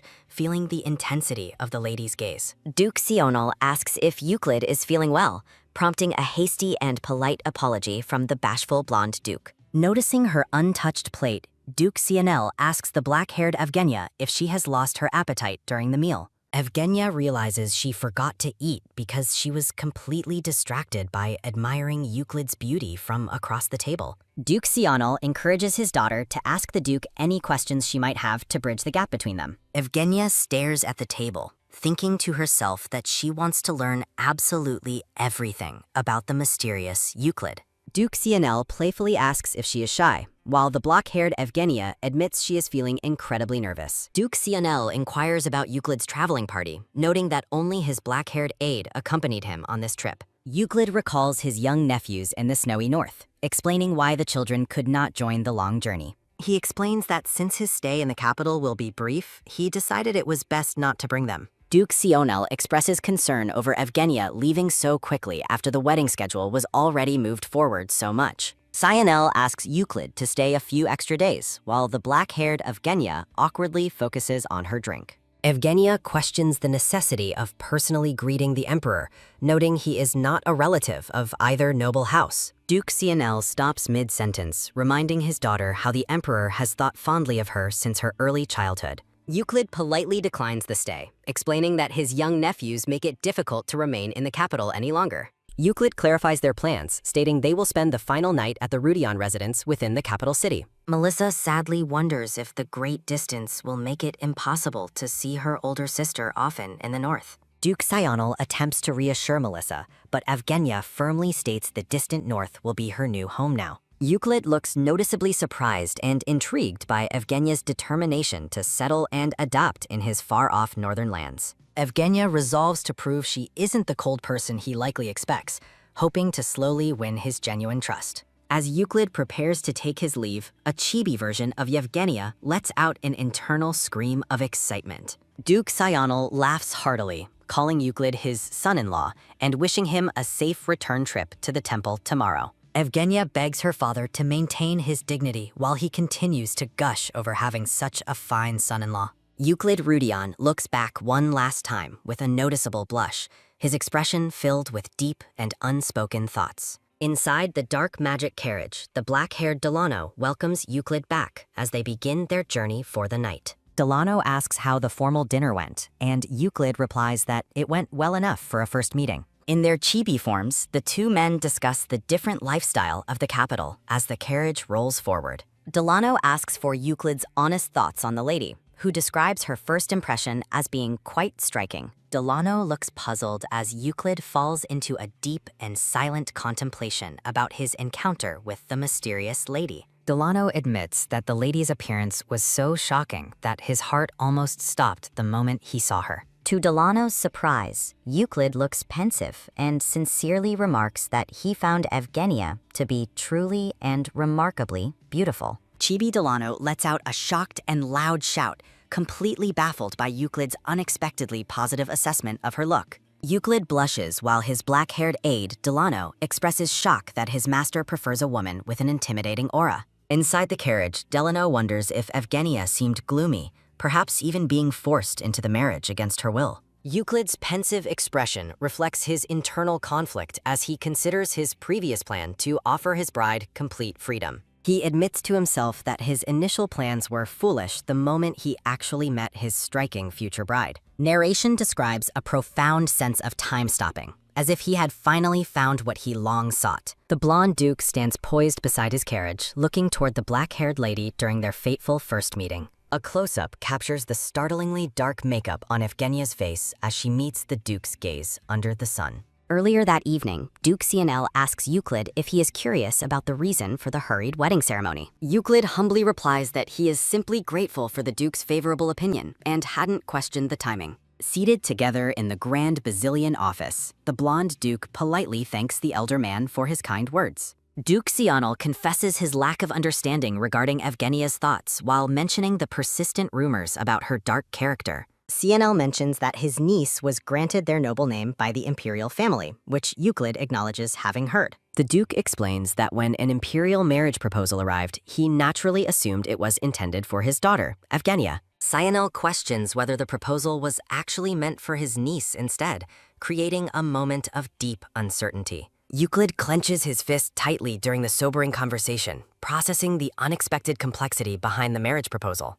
CNL describes Evgenia as being deeply hurt, while Euclid looks on with a sincere and empathetic expression. The elder Duke notes that his daughter has fortunately decided to let go of her long-held painful feelings. Euclid is visibly stunned to learn that Evgenia herself was the one who insisted on proceeding with this marriage. Duke CNL confirms that the union was something his daughter personally pushed for, rather than being forced by him. Inside the carriage, Euclid reflects on the truth, realizing that Duke CNL did not force the marriage upon her. Narrated text explains that she chose this path to move past her history, despite the risk of future regret. A close-up of the blonde Duke reveals his concern about the consequences of potentially canceling the marriage now. He worries about losing the Vasilian duchy's trust and damaging his family's honor, especially for his young nephews. At the Rudion residence, a guard aggressively demands their identity, asserting the property is under imperial management. The black-haired aide is angered by the guard's insolence, but Euclid decides to step out and handle it himself. Stepping from the carriage, the blonde Duke is informed that House Rudion's residence is currently imperial-managed property. Euclid walks forward with an imposing and serious presence, immediately silencing the guards with his silent authority. The guard is completely speechless and paralyzed with shock upon realizing he is addressing the Duke himself. Euclid coldly states his exhaustion and commands the guard to open the gate so he can finally rest. The guard stammers an apology as the heavy iron gates creak open to allow the carriage and party inside. Historical text describes the residence as a 5-century-old gift from the emperor that has largely remained empty and unused. Despite declining family fortunes, the imperial family maintained the property, making it effectively an extension of the throne. Inside the foyer, an attendant named Philip bows deeply to welcome the blonde Duke back home. Looking weary, the blonde Duke requests that Philip guide him to his bedroom for the night without delay. Footsteps echo as Philip leads the blonde Duke up the grand staircase while discussing his travels in the carriage. Euclid declines a meal, stating he would rather wash and go straight to sleep immediately after his long journey. Wrapped in a white robe, Euclid dries his hair with a towel until a soft knock sounds at the door. A brown-haired attendant enters the opulent bedroom, bowing to offer his services to the blonde Duke.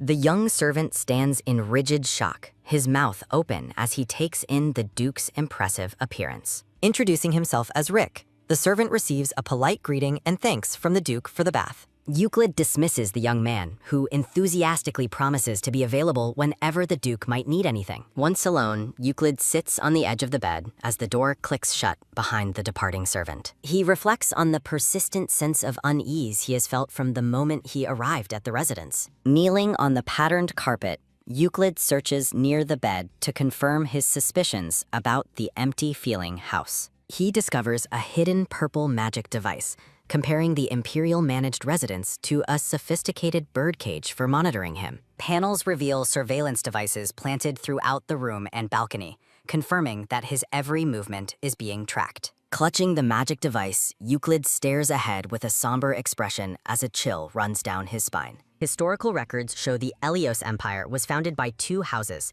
the wealthy House Brazilian and magical House Rudian. While Basilian controlled wealth, the first Rudian head served as the emperor's primary mage, wielding great magical power. An illustration depicts the first emperor slaying a dragon, a feat that secured the founding families their noble titles. House Rudian abandoned the capital's comforts, choosing to settle within the unforgiving and frozen lands of the north. In happier times, the young blonde Euclid thrived under the protection of his caring father and wise older brother. The peaceful days ended abruptly as a heavy hand rested on a table, marking the tragic passing of his father. Standing by the window, Euclid's blonde brother confesses he can no longer hold on, leaving a heavy burden behind. Euclid looks on with a shattered expression, haunted by his brother's final, apologizing words of despair. Following his brother's death, the blonde Euclid stands alone by a coffin, inheriting both a title and fatherless children.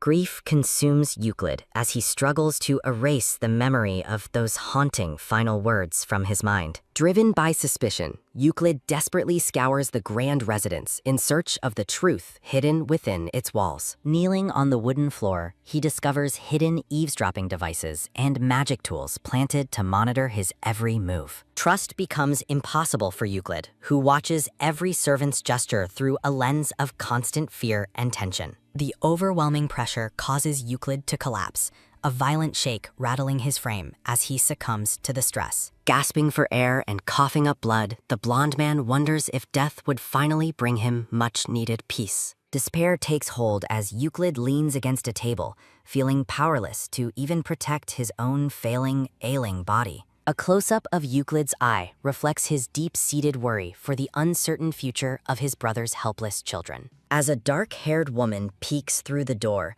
Euclid realizes his death would mean his nephew's certain demise. Wiping blood from his mouth, Euclid resolves to stay alive, knowing the children cannot survive without him. Dropping a blood-soaked cloth, Euclid decides he must continue feigning weakness to protect what remains of his family. A dark smirk plays on Euclid's bloodied lips, marking the moment he chooses to hide his true strength. Lying in bed, Euclid reflects on how he cast aside all questions to focus purely on the struggle for survival. Euclid acknowledges that for his survival and the house's future, this upcoming marriage is a non-negotiable necessity. Standing by a carriage, Euclid views his union with the dark-haired lady as the only way a powerless man can help his family. The scene shifts to the magnificent Vasilian estate, standing tall and ornate under the bright morning sun.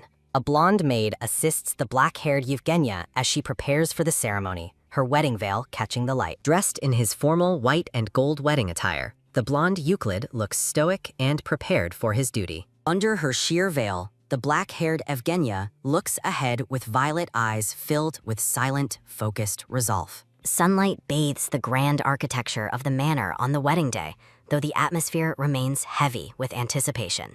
Entering the hall, Evgenia notes the tired faces of her family, while a chibi Melissa wonders what happened to them. The dark-haired Duke Sionel and his son look haggard, admitting to having overindulged in drink the previous night. At the breakfast table, Duke Sionel asks a quiet Evgenia if she feels disappointed by the lack of guests. Sionel explains that a Vasilian wedding would normally be swarmed by countless nobles offering their grand congratulations. Looking over the lavish spread, the Duke admits he wanted to avoid surrounding her with a crowd of strangers. Evgenia recalls the empty pageantry of noisy gatherings and confirms she actually prefers this quiet, intimate atmosphere.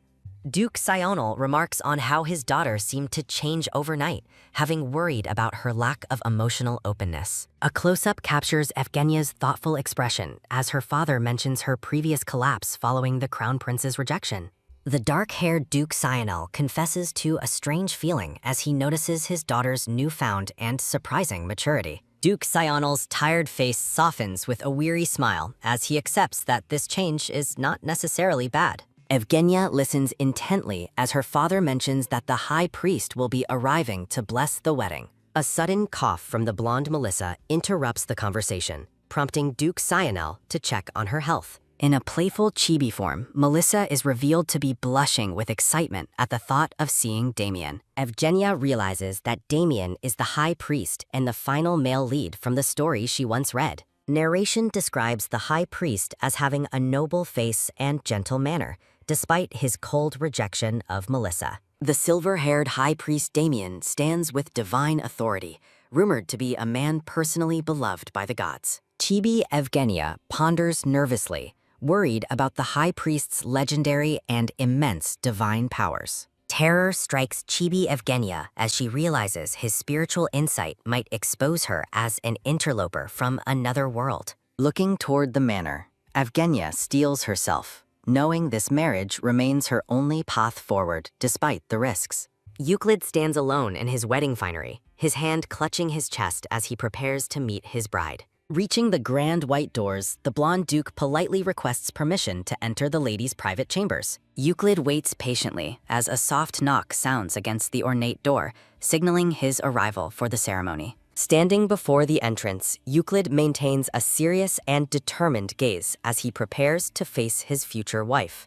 Upon entering, Euclid is startled to see the black-haired Evgenia holding a mysterious purple bottle in her hand. Looking at the mysterious purple liquid, the blonde duke wonders if the bride is attempting to poison herself. Euclid is struck with horror as the black-haired Evgenia raises the bottle to her lips in apparent despair. Panicked by the sight, Euclid rushes forward, determined to stop his bride from consuming what he believes is poison.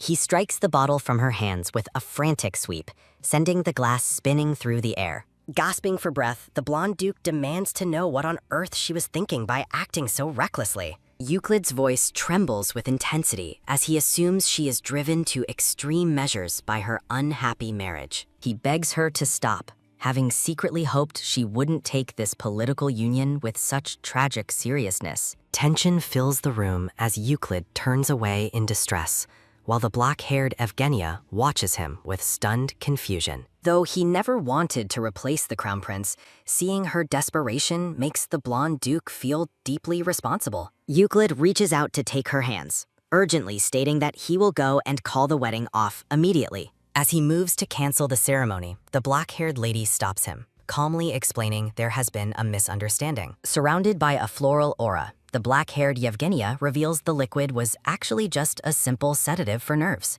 She explains she was simply so nervous about the wedding that she asked a servant for something to relax. A memory shows the black-haired Evgenia asking her blonde maid, Anne, for the calming medicine she used yesterday. Stunned into silence, the blonde duke blushes deeply as the weight of his massive, dramatic overreaction finally sinks in. Overwhelmed by embarrassment, Euclid covers his face, acknowledging that his frantic assumption was a very easy mistake to make. Recovering her composure, the black-haired Evgenia asks what actually brought the duke to her chambers before the ceremony. In a chibi moment, the black-haired lady worries her response was too stiff, while Euclid stands in rigid silence. Euclid's gaze softens with intensity as he explains he actually came to offer a formal apology to his bride. With a somber and humble expression, the blonde duke lowers his head to sincerely ask for her forgiveness. He confesses to feeling guilty, believing a man as lacking as himself is unworthy of being her husband. Euclid promises not to blame her if she hates him, while Chibi Evgenia thinks his self-deprecation is absolutely ridiculous. A maid enters the room, announcing that the ceremony is starting, and they must hurry to the grand hall. The blonde maid bows deeply as the duke prepares to lead his bride toward their official union at last. Frustration colors Chibi Evgenia's face as she realizes she missed her perfect chance to object to his humble words. Looking at her white rose bouquet, the lady laments the messy start to a wedding that hasn't even begun. As she walks, the black-haired bride feels annoyed that Euclid would even suggest she might fall for another man. Her irritation lingers until she spots Euclid waiting by the fountain, his presence bathed in the bright morning light. The blonde duke looks so dazzling that all of Evgenia's annoyance instantly vanishes, replaced by pure, shimmering admiration. Euclid asks if she is all right, still looking concerned about their earlier encounter as they prepare to walk together. With a charming and gentle smile, the blonde duke offers his gloved hand to lead her into the ceremony. Evgenia looks at him with focused resolve, reflecting on the many twists and turns that brought them here today. Bathed in golden light, the couple enters the grand hall, their presence commanding the attention of the entire room. They walk toward the altar with poise, a perfectly matched pair of nobility ready to seal their shared future. Standing before the high priest, the names of Euclid Rudion and Evgenia Basilion are formally announced to the gods. The silver-haired high priest, Damien, looks down with a cold and piercing gaze as he begins the holy rites. Feeling the pressure of his intense spiritual presence, the black-haired Evgenia manages a small, nervous reply during the ceremony. Damien leans in slightly, his sharp blue eyes fixed on the bride as he claims he didn't hear her. The high priest delivers a chilling sermon about abandoning lies and seeking atonement, casting a dark shadow over the wedding. He continues his grim warnings, urging repentance before evil runs rampant, leaving the couple standing in stunned, heavy silence. Confused whispers ripple through the guests as Chibi Evgenia wonders if this terrifying sermon is actually normal for weddings. Duke Sional is visibly fuming, his face dark with anger as he wonders why the high priest is acting hostile. Beside him, his son grinds his teeth in fury, offended by the priest's disrespectful tone at their family's wedding. Damien looks on with cold indifference, commanding the couple to humbly submit to the destiny laid out before them. Behind her veil, the black-haired Evgenia grows quiet, pondering the priest's strange and pointed words about accepting one's fate. She recalls the original story where Evgenia was ruined and divorced, a tragic fate she is determined to avoid. Damien cryptically suggests that while destiny is fixed, carving one's own path is the only way life truly works. Duke Sional and his son share a look of utter bewilderment, completely unable to follow the priest's bizarre dialogue. Closing his eyes, Damien finally offers a blessing for their road ahead, though his earlier words still hang heavily. Looking at her blonde husband, Evgenia steels herself to follow her practiced plan and forge her own new destiny. Standing at the altar, the golden-haired Euclid Rudion solemnly pledges to honor Evgenia as his wife until death. Looking ethereal in her white veil, the black-haired Evgenia vows to treasure her new husband more than her own life. A sudden, sharp realization stops Euclid in his tracks as he stares at his bride with wide-eyed surprise. As the wedding ceremony proceeds within the massive, sun-drenched cathedral, Evgenia worries if she has committed a social blunder. Clearing his throat with a polite ahem to regain control, the silver-haired priest prompts the couple to share their first kiss. A brown-haired lady presents a gift box, noting that the Duke might find the contents less than impressive compared to diamonds. Evgenia much prefers the traditional amethyst rings passed down through generations of the Rudion family over flashy modern jewels. The couple joins hands before the altar, their movements graceful as they prepare for the most intimate part of the ceremony. Bathed in a warm golden glow, the black-haired Duchess smiles tenderly at her husband through her delicate lace veil. A heavy, rhythmic thump-thump of Euclid's racing heart fills the air as he leans in close to his beautiful bride. Time seems to stand still as the newlywed couple shares a soft, romantic kiss to seal their holy union. Their lips meet in a gentle embrace, the world fading away as the light of their new beginning surrounds them. As they pull apart, a look of quiet contemplation settles on Euclid's face while he gazes at his new wife. In a comical moment of internal panic, Evgenia's chibi spirit reels, questioning if her long-awaited romantic climax just fizzled out. Bitterly disappointed by the brevity of the kiss, the black-haired Duchess signs her marriage documents while grumbling internally about the unfairness. A joyful dong-dong of wedding bells echoes through the grand cathedral as the priest officially declares them husband and wife. Outside the carriage, the stern Duke Basilion reminds his daughter that she will always be a member of their powerful family. Evgenia gently asserts her new identity as a member of House Rudion, reassuring her father that she will manage just fine. Softening his gaze, the Duke tells his daughter that his love for her is unchanging, regardless of her new title. With a soft smile, the black-haired lady accepts her father's blessing, acknowledging the deep bond they still share. A blonde girl named Melissa hopefully asks if they can correspond through letters, and Evgenia happily agrees to keep in touch. Watching Melissa's joyful laughter, Evgenia grows concerned that the girl's future may be difficult given the unusual nature of the male leads. The Duke and Sionel approach the Duchess, signaling that it is finally time for her to depart for her new home. The wedding party gathers in the bright courtyard, prepared to say their final goodbyes as several carriages wait in line. CNL offers a parting word of support, while a chibi Euclid promises to remember the family's offer of assistance. As her dress ruffles with a soft swoosh sound, Evgenia notes with concern that her deep discomfort around Cyanel is only intensifying.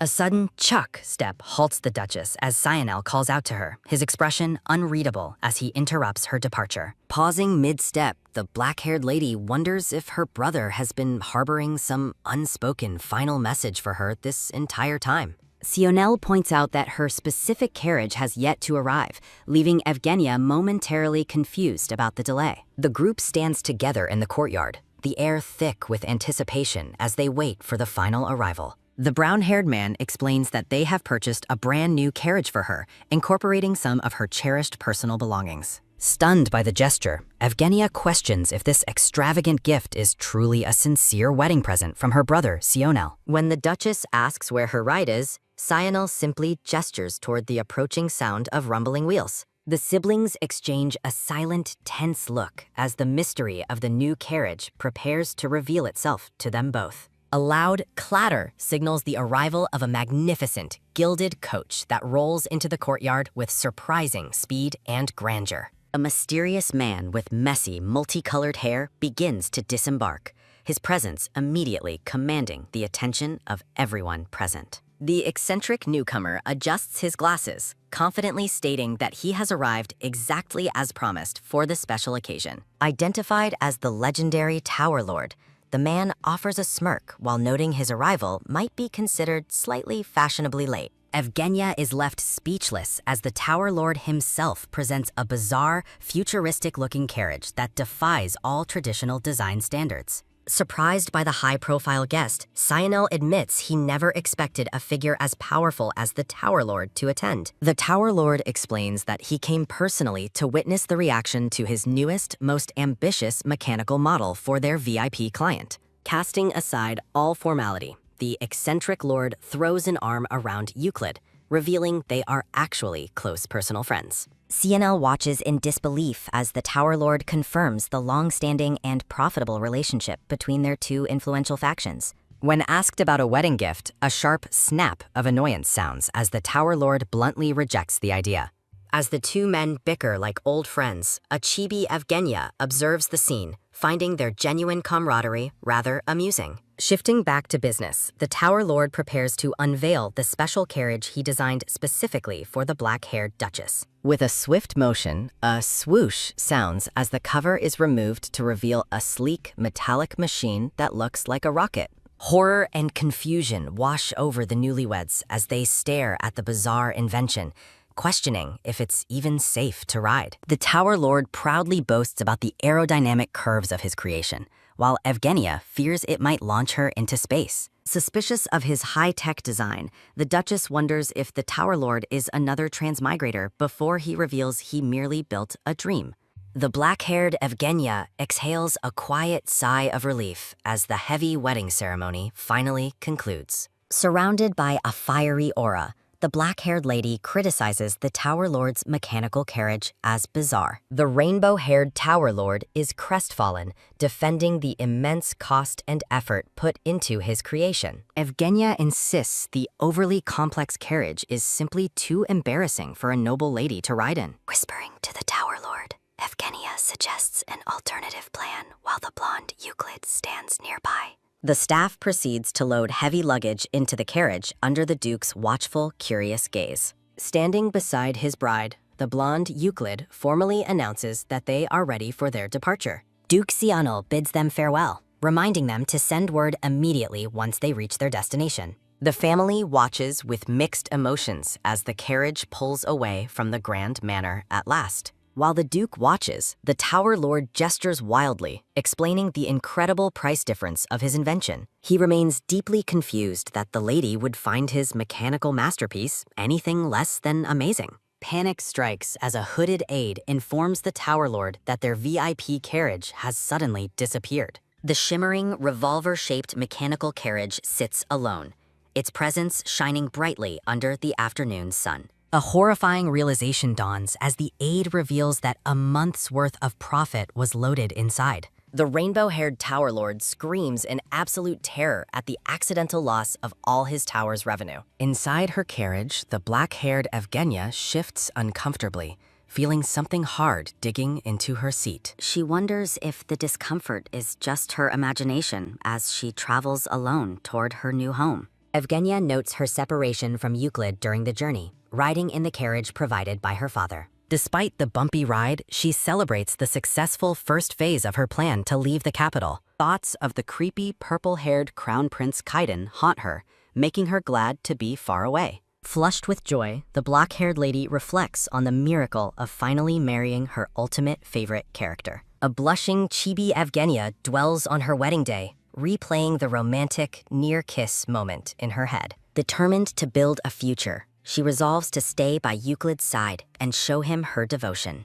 Looking out at the scenery, the black-haired bride anticipates many happy days ahead in the northern mountains. The scene shifts to a grand imperial palace where the emperor receives news of the sudden union. Emperor Owen Elios ponders the unexpected marriage, questioning whether the official registration could actually be real. A formal nameplate confirms the identity of the powerful and contemplative ruler, Emperor Owen Elios. Seated at his massive desk, the emperor admits he initially suspected the marriage document was a fake. He remained suspicious of the sudden union, noting that Evgenia had no previous talks with noble houses. His advisor explains that the Basilian family had been holding out for a proposal from the prince. Irritation grows as the emperor recalls Prince Kaiden's sudden proposal to the younger sister Melissa instead. He reflects on the shock that the blonde Duke Rudion has become the Basilian family's new son-in-law. The journey continues through a vast snow-covered landscape as the carriages trek further into the north. An aide informs Euclid that the new Duchess appears to possess an extraordinary and mysterious special ability.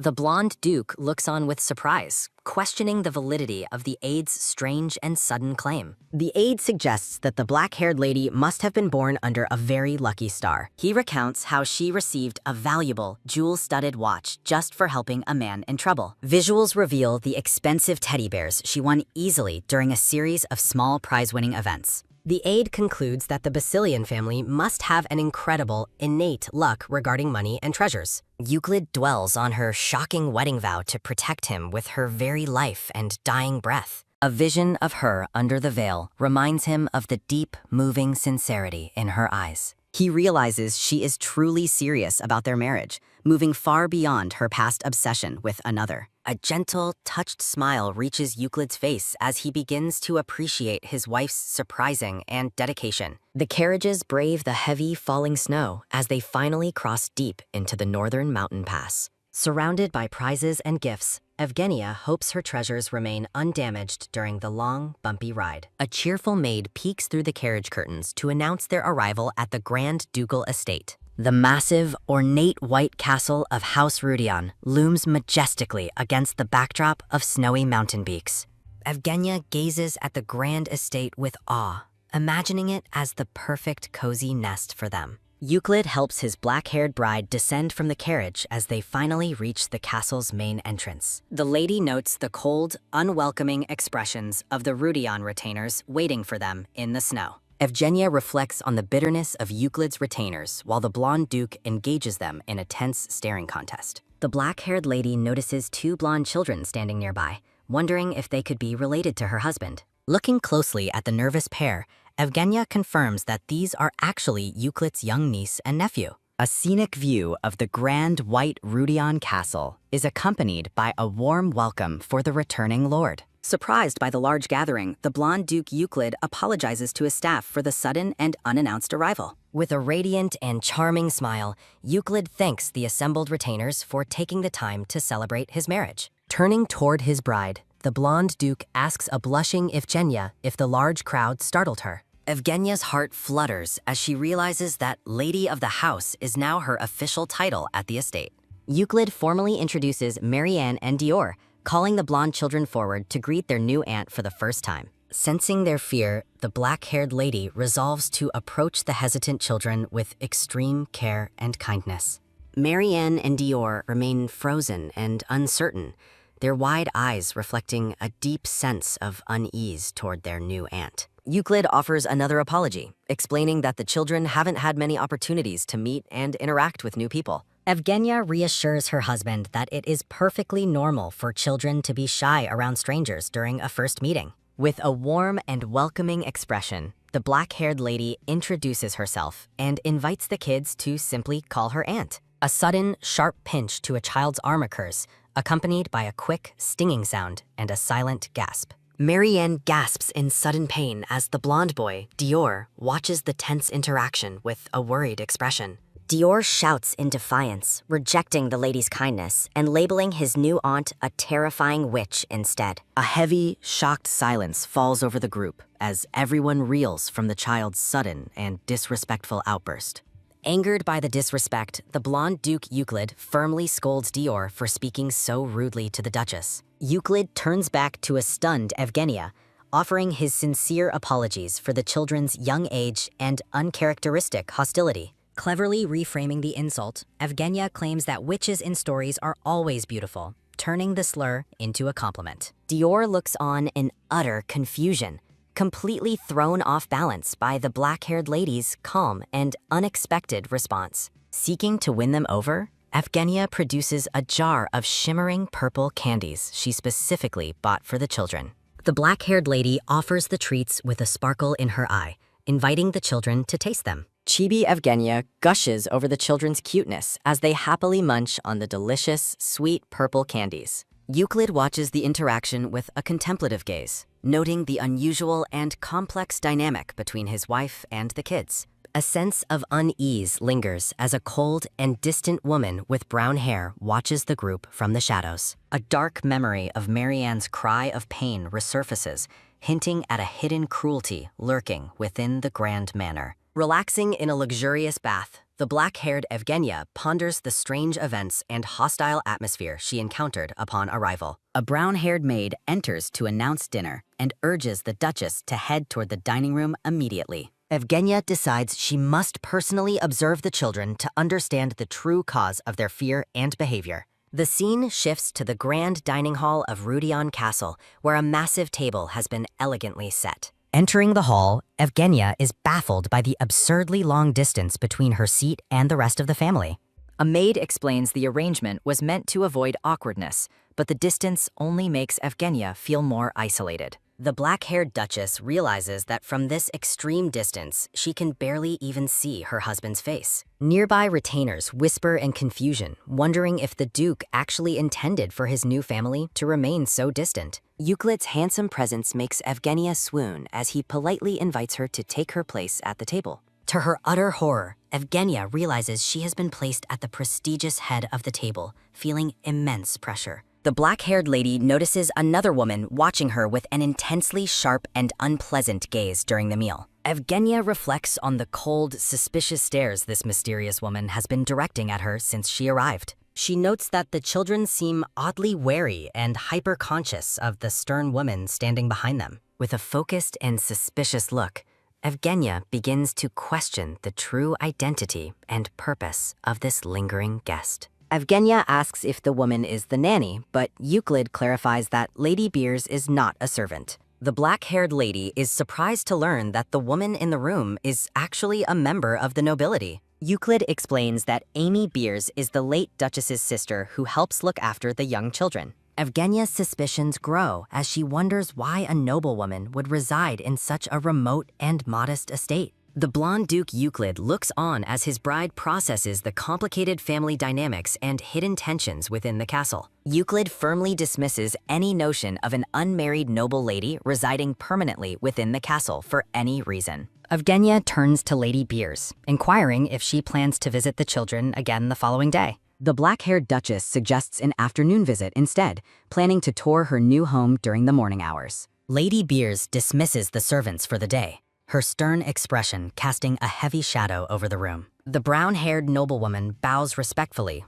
though her mind is clearly racing with unspoken concerns and hidden agendas. A sudden, sharp realization strikes Lady Beers as she reflects on the unsettling changes occurring within the Grand Manor. Glancing suspiciously to the side, the woman remains alert and watchful of any further developments in the castle. The young blonde boy, Dior, stares in wide-eyed shock as he processes a surprising and deeply troubling revelation. Dior recalls Amy's warnings about Amy being a villain, strengthening his resolve to protect Euclid from her. Euclid asks if Dior was frightened in his absence, and the boy admits to being just a little scared. After apologizing for being away, Euclid listens as Dior prepares to ask him for a special, heartfelt wish. With a warm and gentle smile, the blonde duke asks Dior what it is he desires most from him. Marianne begins to speak, her tone shifting toward a bold and unexpected question that catches everyone off guard.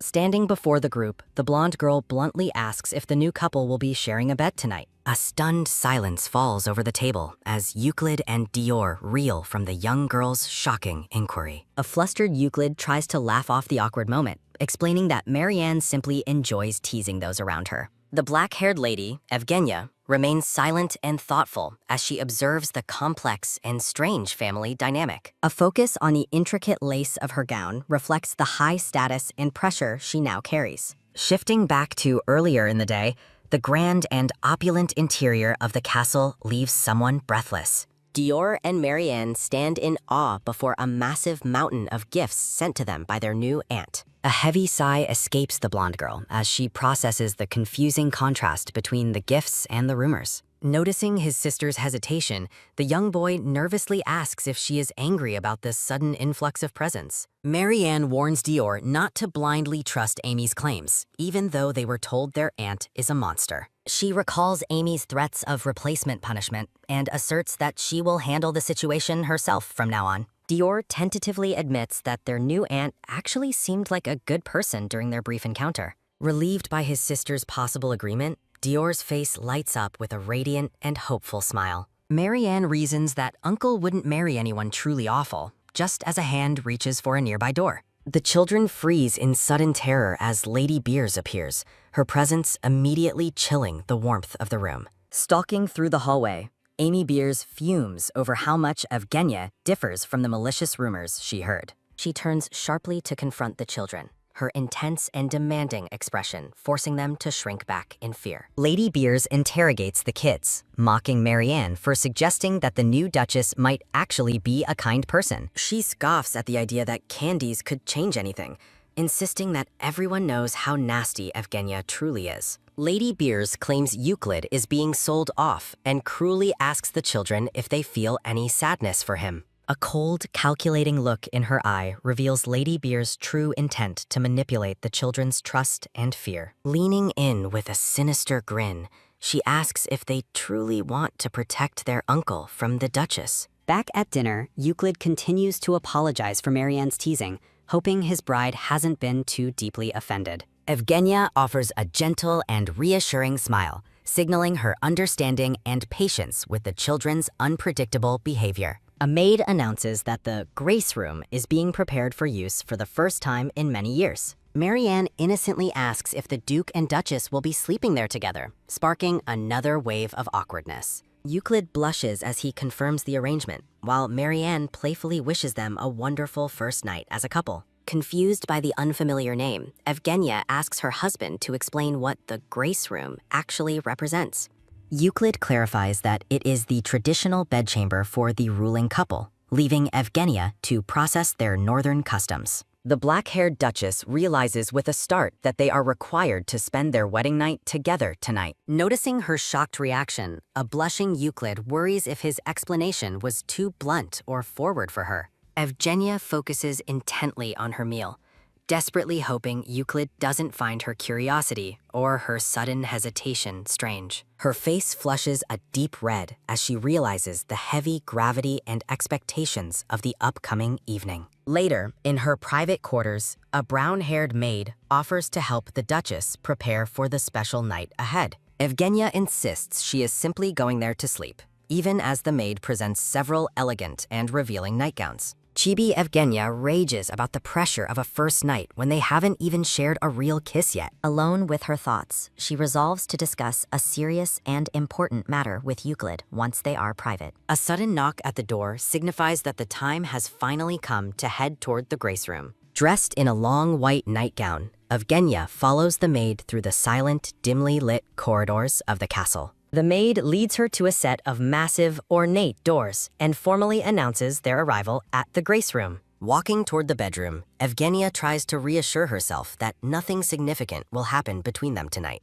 Inside the chamber, a startled Euclid is caught holding rose petals while wearing a simple white robe. Evgenia stands frozen at the entrance, staring in utter shock as the Duke panics upon being seen. Blushing intensely, the blonde Duke holds the petals as his bride questions why he is clutching a rose. In a chibi frenzy, Euclid clarifies he wasn't decorating, but simply wanted to prevent any pressure from the servants. Chibi Evgenia offers a polite smile, though she secretly admits she was actually anticipating a more romantic gesture. Observing the lavish, flower-filled room, she reflects on how the beautiful atmosphere seems wasted on such an awkward night. Euclid approaches with a serious expression, assuring her there is no need to worry about the night's expectations. The black-haired Duchess watches her husband closely, wondering if he finds the idea of their proximity truly uncomfortable. Evgenia realizes Euclid wants to build trust before sharing a bet,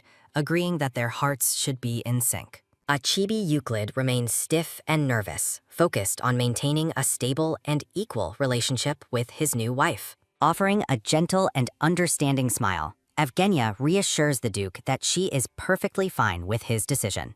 Euclid invites her to sit beside him, indicating he has a serious matter he wishes to discuss in private. A sudden, clumsy trip causes her to lose her footing with a sharp whoops as she moves toward him. Euclid cries out in alarm, lunging forward to catch his bride before she falls to the floor. The blonde Duke catches her in a protective embrace, their proximity creating a sudden and intense romantic tension. They stare into each other's eyes from a breathtakingly close distance, both blushing as their hearts begin to race. Euclid's gaze softens with embarrassment, his face flushing a deep red as he holds her in his arms. Caught off guard by the intimate moment, Evgenia's purple eyes widen as she processes the heat of his touch. The couple lingers in their shared embrace, the room filled with a soft, glowing energy as time seems to stop. Quickly pulling away, a flustered Euclid stammers out an apology for the sudden and unintentional physical contact. Sitting together on the bed, they both struggle with the heavy silence, desperate to move past the awkwardness. Evgenia gathers her courage and bluntly asks if there is already someone else the Duke cares for in his heart. Shocked by the question, Euclid listens as she clarifies that her inquiry comes from curiosity rather than a desire to blame. She explains her concerns about a forced marriage while expressing her own intent to be completely devoted to their union. Noticing his hesitation, Evgenia's suspicion grows as she silently wonders if there truly is a hidden love in his past. A chibi Evgenia sharply questions if Lady Beers is the mystery woman, but Euclid vehemently denies the absurd suggestion. With a solemn and sincere gaze, the Duke confirms he has never once held a romantic partner in his heart. Evgenia looks at him with a blush, asking if he is promising to never love anyone but his wife. A warm light bathes the couple as they share an intimate conversation, beginning to bridge the distance between them. Deeply moved by his words, the black-haired lady stares at her husband with a look of growing affection. Finding him completely enchanting, she impulsively begins to lower her gown as a flustered Euclid asks what she is doing. Their hands brush against the bed sheets, a soft gasp sounding as Euclid flinches at the sudden touch. Evgenia gazes at him with a seductive and confident expression, her long hair cascading over her shoulders. In a humorous chibi scene, she lies stiffly under the covers, lamenting the fact that absolutely nothing actually happened. The new couple lies awake in the grand bed, staring up at the ceiling in a state of mutual awkwardness. She reflects on how she tried to seduce him in a moment of passion, only to be met with hesitation. Euclid's promise to never touch her regardless of the situation leaves Evgenia feeling confused and slightly rejected. Sitting up in the dim light, she watches her husband sleep, trying to reconcile her feelings with his distance. She leans in close to admire his handsome features, marveling at the beauty of his face while he slumbers. A sudden movement catches her attention, and she gasps as she realizes the blonde duke is finally waking up. Panicking, Evgenia quickly dives back into a fake sleep, hoping he didn't catch her staring at him.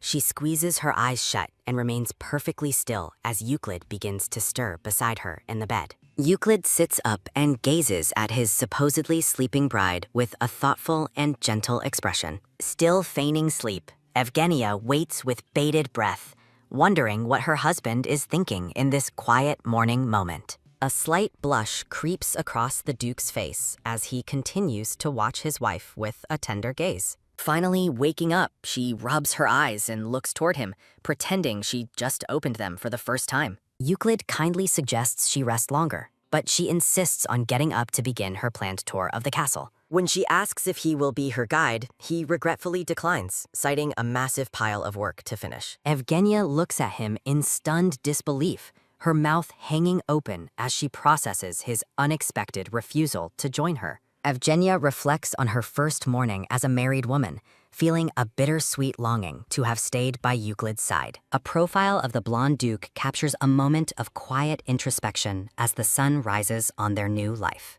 The steward leads the Duchess into the vast library, which she finds incredibly impressive due to its massive size. Evgenia asks if she can visit the library whenever she pleases, and the steward happily welcomes her and the children. Plotting to uncover Euclid's ancestral secrets, the black-haired lady wears a wicked grin that makes the steward sweat with worry. The steward suggests moving the tour to the gallery, where portraits of the previous dukes and Euclid are displayed. Evgenia suddenly pauses, her attention captured by the mention of the gallery as she stares blankly at the older man. Imagining a young, adorable version of Euclid, a chibi Evgenia squeals with delight while the blonde boy stands by. She decides to postpone seeing the portraits until tomorrow, hoping to experience the gallery tour together with her husband. Evgenia asks if her office is located on the same floor as Euclid's study, surprising the steward with the request. The steward explains how they managed the household previously and gleefully anticipates the Duchess taking over all management duties. Chibi Evgenia suspects the steward is simply trying to dump all the chores on her while he relaxes in retirement. The steward leads her through a grand, sunlit hallway, confirming her office is at the end of Euclid's corridor. Noticing the ornate wall lamps are unlit, Evgenia questions if they are merely decorations since she has never seen them used. The steward admits that magic stones are too expensive for the current estate's budget, leaving the lamps cold and dark. Shocked, Evgenia reminds him of the many magic stones and carriages her family sent as part of the wedding gifts. The steward explains that while they are grateful, they do not consider personal gifts as part of the operating budget. Evgenia asks about the status of the estate's debt, but the steward confesses he has no idea when it will be paid. Recalling the original novel's plot, Evgenia realizes something is wrong because the Rudion family's debts should have been settled. She commands the steward to bring her the ledgers for newly added assets and all records of their remaining debt immediately. Back in his study, a startled Euclid looks up from his work as he is interrupted by a sudden arrival. His advisor, a brown-haired man named Delano, expresses deep concern, noting that the Duke looks exhausted this morning. Delano awkwardly asks if he failed to get enough sleep, causing both men to feel a wave of sudden embarrassment. Euclid sits at his massive desk while Delano frantically tries to explain that his concern was purely professional, not suggestive. The blonde Duke offers a gentle smile, reassuring his advisor that the Duchess has not caused him any trouble at all. A vision of Evgenia sleeping peacefully reminds Euclid of the quiet, intimate night they shared together in the Grace Room. Euclid blushes a deep red while touching his chin, his tender expression betraying his growing affection for his new bride. He bashfully admits that the night was actually a bit difficult, though he keeps the specific details to himself. The blonde Duke stares ahead with a serious, pensive look, his mind clearly occupied by thoughts of the Duchess. Delano is visibly shaken by the Duke's reaction, dropping his paperwork in shock as he processes his master's strange behavior. Chibi Delano fumes with rage, vowing to lodge a formal complaint against the Duchess for supposedly mistreating the Duke. The steward suddenly bursts into the room with a loud "gah" as he startles Delano and interrupts their conversation. Arms raised in triumph, the steward joyfully announces that a great benefactor has finally arrived to save House Rudion. Euclid asks if Delano is okay, while the advisor gazes in horror at the steward's sudden and messy nosebleed. Ignoring his injury, the steward explains that the Duchess has requested a complete list of every ledger in the house. The steward rushes toward Euclid's desk, proclaiming that their new lady is the true hope of the Rudion family. Delano looks skeptical as he stares at the Duchess's portrait, wondering why the steward's opinion has changed so drastically. Crying with relief, the steward reveals that Evgenia intends to use her entire dowry to pay off the family's debts. Euclid is stunned by the revelation, noting that the dowry is her personal property, and she shouldn't sacrifice it. The steward admits he told her the truth about their financial collapse, including how close they are to total ruin. Delano asks what the Duchess said in response, while Euclid remains silent and pained by the news of her sacrifice. The steward recalls how she let out a small, confident laugh before asserting her authority over the entire household. Delano feels an overwhelming pressure as the steward describes the Duchess's intense and regal presence during their confrontation. The steward continues to weep, explaining that she vowed to clear every coin of debt and demanded their absolute trust. Delano trembles with fear, wondering if she is a loan shark in disguise who will demand higher interest later. An older maid named Adelia appears, sharply scolding the advisor for his outrageous and disrespectful comments about the Duchess. Adelia approaches the men, moved to tears by the fact that the Duchess already cares so much for the house. Chibi Adelia rages at the advisor for his lack of gratitude, while a terrified Delano cringes under her fierce scolding. Euclid focuses intently on the bookshelves, determined to help gather the ledgers his wife requested to save their home. The blonde duke looks distressed and thoughtful, processing the weight of the help his new bride is so freely offering. A muffled sound of cough, cough echoes from behind a large, beautifully carved wooden door. Evgenia steps into the room, coughing as she waves her hand to clear the thick, stagnant air. Surveying her dusty new office, she realizes Euclid skipped this room during the tour to hide the filth. While waiting for the steward, she spots Delano running toward her through the grand, sunlit corridor. Evgenia waits patiently in the center of the neglected room as a voice gives her permission to enter. Euclid, Delano, and the steward arrive, with the blonde duke appearing surprised to see her in the office. The steward apologizes in a frantic chibi panic, regretting that he didn't have the office cleaned beforehand. Euclid admits the staff shortage made cleaning difficult, but Evgenia graciously notes it's natural since the house lacked leadership. Moved by her understanding and poise, Euclid blushes deeply as he stares at his incredible new wife. Taking charge, Evgenia proposes a thorough quarterly scrubbing of the entire castle to maintain the estate properly. The steward and Adelia sniffle with emotional relief, touched by the Duchess's immediate dedication to their home. Euclid questions if she truly intends to use her dowry for debt, and she confirms it without hesitation. The blonde duke looks down with a pained expression, clearly struggling to accept such a massive personal sacrifice. Euclid asks why she would do such a thing, startling both the steward and Delano with his hesitation. When Euclid wonders if her reputation is at stake, Evgenia counters his concerns with her own firm logic. Evgenia asks if he fears for the family's standing, but a conflicted Euclid admits that isn't the issue. Looking at their feet, Euclid confesses his true worry. He doesn't want her title to feel like a burden. The black-haired lady stares at her husband, her expression hardening as she prepares a sharp rebuttal. Euclid flinches as she asks why he is placing the emotional burden on her instead of himself. Realizing her words were sharper than intended, Evgenia looks slightly regretful while maintaining her firm stance. In a chibi moment, she worries she pushed too hard, but Euclid solemnly says he understands her point. Evgenia scoffs at the idea of charging her husband interest, while Euclid argues that money matters require clarity. She explains that keeping their finances separate feels like a shackle, as if he's preparing for a future separation.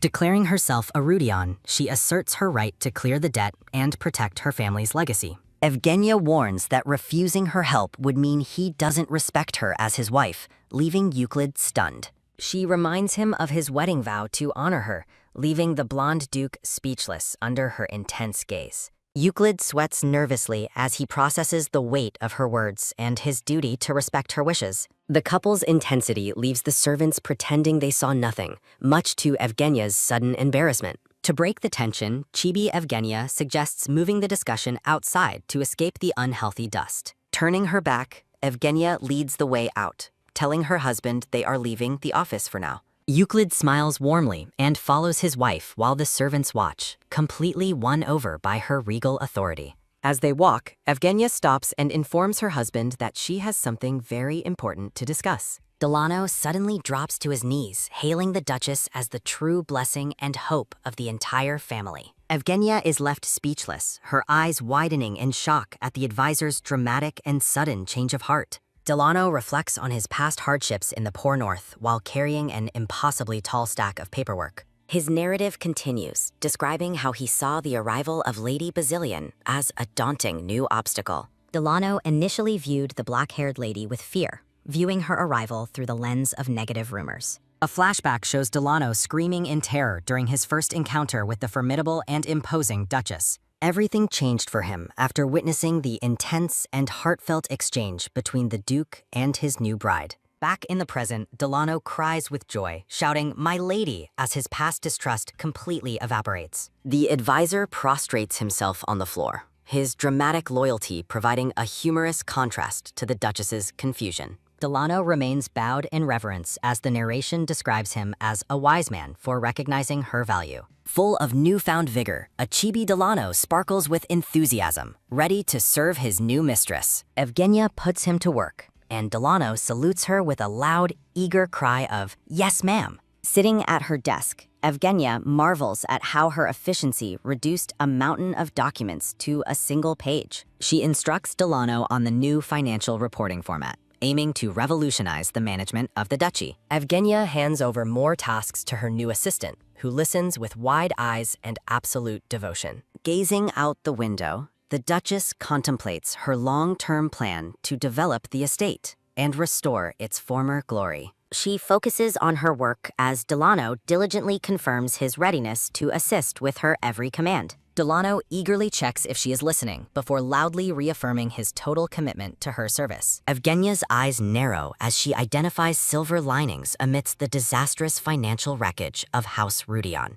Narrations reveal that the estate possesses valuable mines and territories, promising a recovery once the debt vanishes. Surveying her massive dowry of gold and jewels, the Duchess plans to liquidate her wealth to save her house. Focused and determined, the black-haired lady studies the ledgers, knowing efficiency is the key to her liquidation strategy. Delano expresses uncertainty about the logistics, causing the Duchess to pause her work and look up with mild irritation. Evgenia declares her intention to sell the assets through her personal maid, leaving her advisor looking visibly confused. Reaching for her necklace, Evgenia instinctively begins to call for Anne before realizing her trusted maid isn't there. An empty silhouette marks the maid's absence, leaving the room feeling cold as Yevgenia stares at the traces. A memory shows Anne making excuses to stay away for 2 days, a request that now seems deeply suspicious. Chibi Delano radiates newfound energy, saluting his mistress as he promises to handle any mountain of paperwork she provides. The advisor hesitates for a moment, his expression softening as he looks at the hardworking and regal Duchess. Evgenia clutches her collar, wondering if she will truly get the chance to restore the family's former glory. A series of sharp tock-tock knocks interrupt Delano's gushing praise as someone arrives at the office door. Euclid enters the office, his blonde hair glowing as the Duchess welcomes her husband as her greatest blessing. The blonde Duke walks toward her desk, reporting that he has finished eating his meal in the dining hall. Euclid looks apologetic, explaining that he ate separately to avoid interrupting her intense and important work schedule. Evgenia stares at him with deep concern, firmly insisting that he must never skip a meal for his health. In a chibi moment, she gushes internally, finding Euclid's humble and caring nature to be absolutely heart-melting. Documents clutter the desk as she confirms they should pay the debt interest before the next month's deadline. Chibi Euclid offers to have dessert sent up, a thoughtful gesture that brings a spark of joy to the room. Evgenia imagines the blonde children joyfully eating cake, motivated by their adorable presence to push through her exhaustion. The Duchess stands up, surprising her husband by offering to go herself despite her mountain of unfinished paperwork. Blushing and embarrassed, Chibi Evgenia struggles to admit she simply wants a happy dessert break with the children. A close-up of Euclid's eyes through his glasses captures his quiet admiration for his wife's sudden change of heart. Evgenia looks down with a soft, melancholic gaze, reflecting on the heavy responsibilities she has taken upon herself. Euclid agrees to her request, while the Duchess secretly vows to protect her husband from becoming further exhausted. The blonde Duke blushes and turns away as a rhythmic tock-tock of footsteps echoes through the hall. A brown-haired lady sits in a sunlit parlor, sipping tea with a look of bored entitlement and arrogance. Marianne and Dior watch her nervously as she questions why the Duchess skipped her meal earlier that day. The woman reflects on the fees paid to house beers, doubting that the new bride can truly help them. Looking out the window, she complains about her stingy father and her desire to have married Euclid herself. Sipping her tea, she maliciously wonders if the Duke and his bride have even managed to consummate their marriage. A dark, gloomy vision suggests the couple is distant, reinforcing the lady's hope that they don't get along. She predicts the Duchess will flee within a week, terrifying the children who overhear her cold and dismissive words. Dior's hand shakes as he draws, his heart breaking at the suggestion that his kind new aunt is leaving. The young boy sits in a blue-tinted atmosphere of despair, terrified that he might lose his new family member. Chibi Marianne looks distressed, explaining that the maids took their toys away because they weren't being played with. The brown-haired lady walks away, uncaring of the children's sadness, searching for a way to kill her boredom. She stops and looks back with a sharp, suspicious glance as something on the floor catches her eye. Dior is startled as she asks about the item, her attention suddenly locked onto one of the discarded toys. A golden teddy bear with a pink ribbon sits on the floor, its eyes shimmering brilliantly in the light. The brown-haired lady gasps in shock, realizing the bear's eyes are made of genuine and very expensive emeralds. Evgenia's voice coolly reveals that the doll cost 15 gold, her presence looming behind the stunned and greedy woman. Horrified by the price, the chibi lady screams in disbelief as she processes the insane wealth the Duchess possesses. She questions how a mere doll could be so expensive, her eyes wide with a mix of shock and envy. A loud "Kiyaha!" echoes as the woman is caught off guard by the Duchess's silent and sudden arrival. Evgenia's footsteps click as she notes how incredibly loud the woman. Crossing her arms, the black-haired lady asks if a 15 gold toy is truly worth making such a noisy scene. Evgenia's purple eyes glint with sharp authority as she stares down the greedy relative, asserting her dominance. Dior and Marianne look up with immense relief as their aunt arrives, her presence washing away their gloomy fears. A close-up of the black-haired lady's determined gaze reveals her sharp insight into the household's pervasive fear of Amy. Firmly asserting her authority, the black-haired lady lectures the cowering Lady Beers about maintaining proper character through careful speech. With a submissive apology, the brown-haired lady nervously presents a plush teddy bear to the Duchess as a peace offering. Stepping into the elegant bedroom, the Duchess accepts the gift and bestows the name Dior upon it before the children. The black-haired lady kneels, offering the plush toy to her young blonde nephew while expressing her relief at his joy. A sharp warning follows as the Duchess tells the blonde boy to guard his belongings against the greedy and shameless. The blonde children stare back in wide-eyed confusion, sensing a deeper, more ominous meaning behind their aunt's sudden gravity. A heavy silence falls over the blonde girl and boy as they process their aunt's unsettling and mysterious counsel. Watching her sister-in-law closely, the brown-haired Lady Beers listens as the Duchess offers to fulfill any of the children's wishes. With a subtle smirk, the black-haired Duchess announces that her family's powerful trading company will soon expand into the north. Panic washes over the brown-haired lady as she realizes the devastating impact the Basilian expansion will have on her business. Trembling with fear, the brown-haired lady wonders if her family's company can survive the arrival of such a dominant competitor. Mocking her rival's distress, the black-haired lady feigns innocence while asking if the new trade route isn't a benefit. A sharp sound of teeth grinding is heard as the brown-haired lady seethes with unspoken rage and mounting anxiety. Claiming sudden urgency, the brown-haired lady beats a hasty retreat while the chibi Duchess dismisses her with a knowing look. A hurried "Hodadak" echoes as the brown-haired lady flees, leaving the Duchess to observe her desperate departure with cold satisfaction. Time passes quietly within the grand manor as the afternoon sun begins to shift across the ornate, sunlit interior. The room fills with a happy wagyu wagyu sound as the blonde children eagerly devour slices of rich chocolate cake. Sipping her tea, the black-haired lady observes the children, noting with quiet concern that they seem far too thin. The Duchess contemplates the lack of servants present to assist the children, adding to her growing list of household grievances. Clad in a sharp suit, the black-haired woman reflects bitterly on the cruelty of family members who wear deceptive masks. Turning back, the blonde children exchange a hesitant glance before confirming the truth of their aunt's daily and intrusive presence. Offering a rare, soft smile,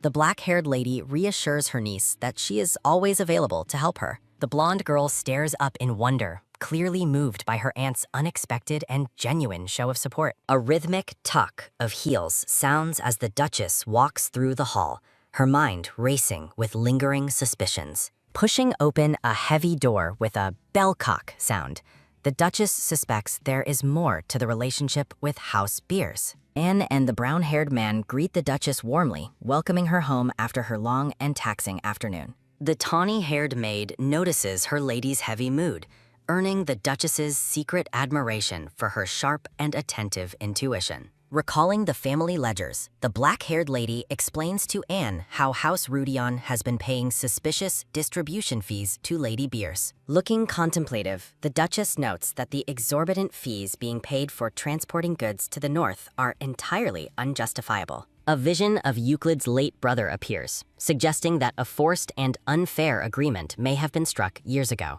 Rubbing her chin thoughtfully, the tawny-haired maid agrees that there is definitely a deep-seated problem within the household's finances. In a playful chibi moment, the two women conspire over the suspicious records, determined to uncover the truth behind the hidden deals. Shadows of the past reveal that Euclid's brother married the Count's daughter shortly after the suspicious financial deals were made. Gripping her arms tightly, the Duchess resolves that the opening of her family's trading branch will finally end this extortion. Radiant with fury, the black-haired lady seethes over the years of manipulation her new family has endured. When the maid suggests involving Cyanel, the black-haired lady wonders why her brother's name is suddenly being brought up. Anne points out that Cyanel's expertise in auditing unfair economic activities makes him the perfect ally to crush the monopoly. Standing amidst the towering bookshelves, the Duchess learns that it may still be possible to legally punish the Beers family.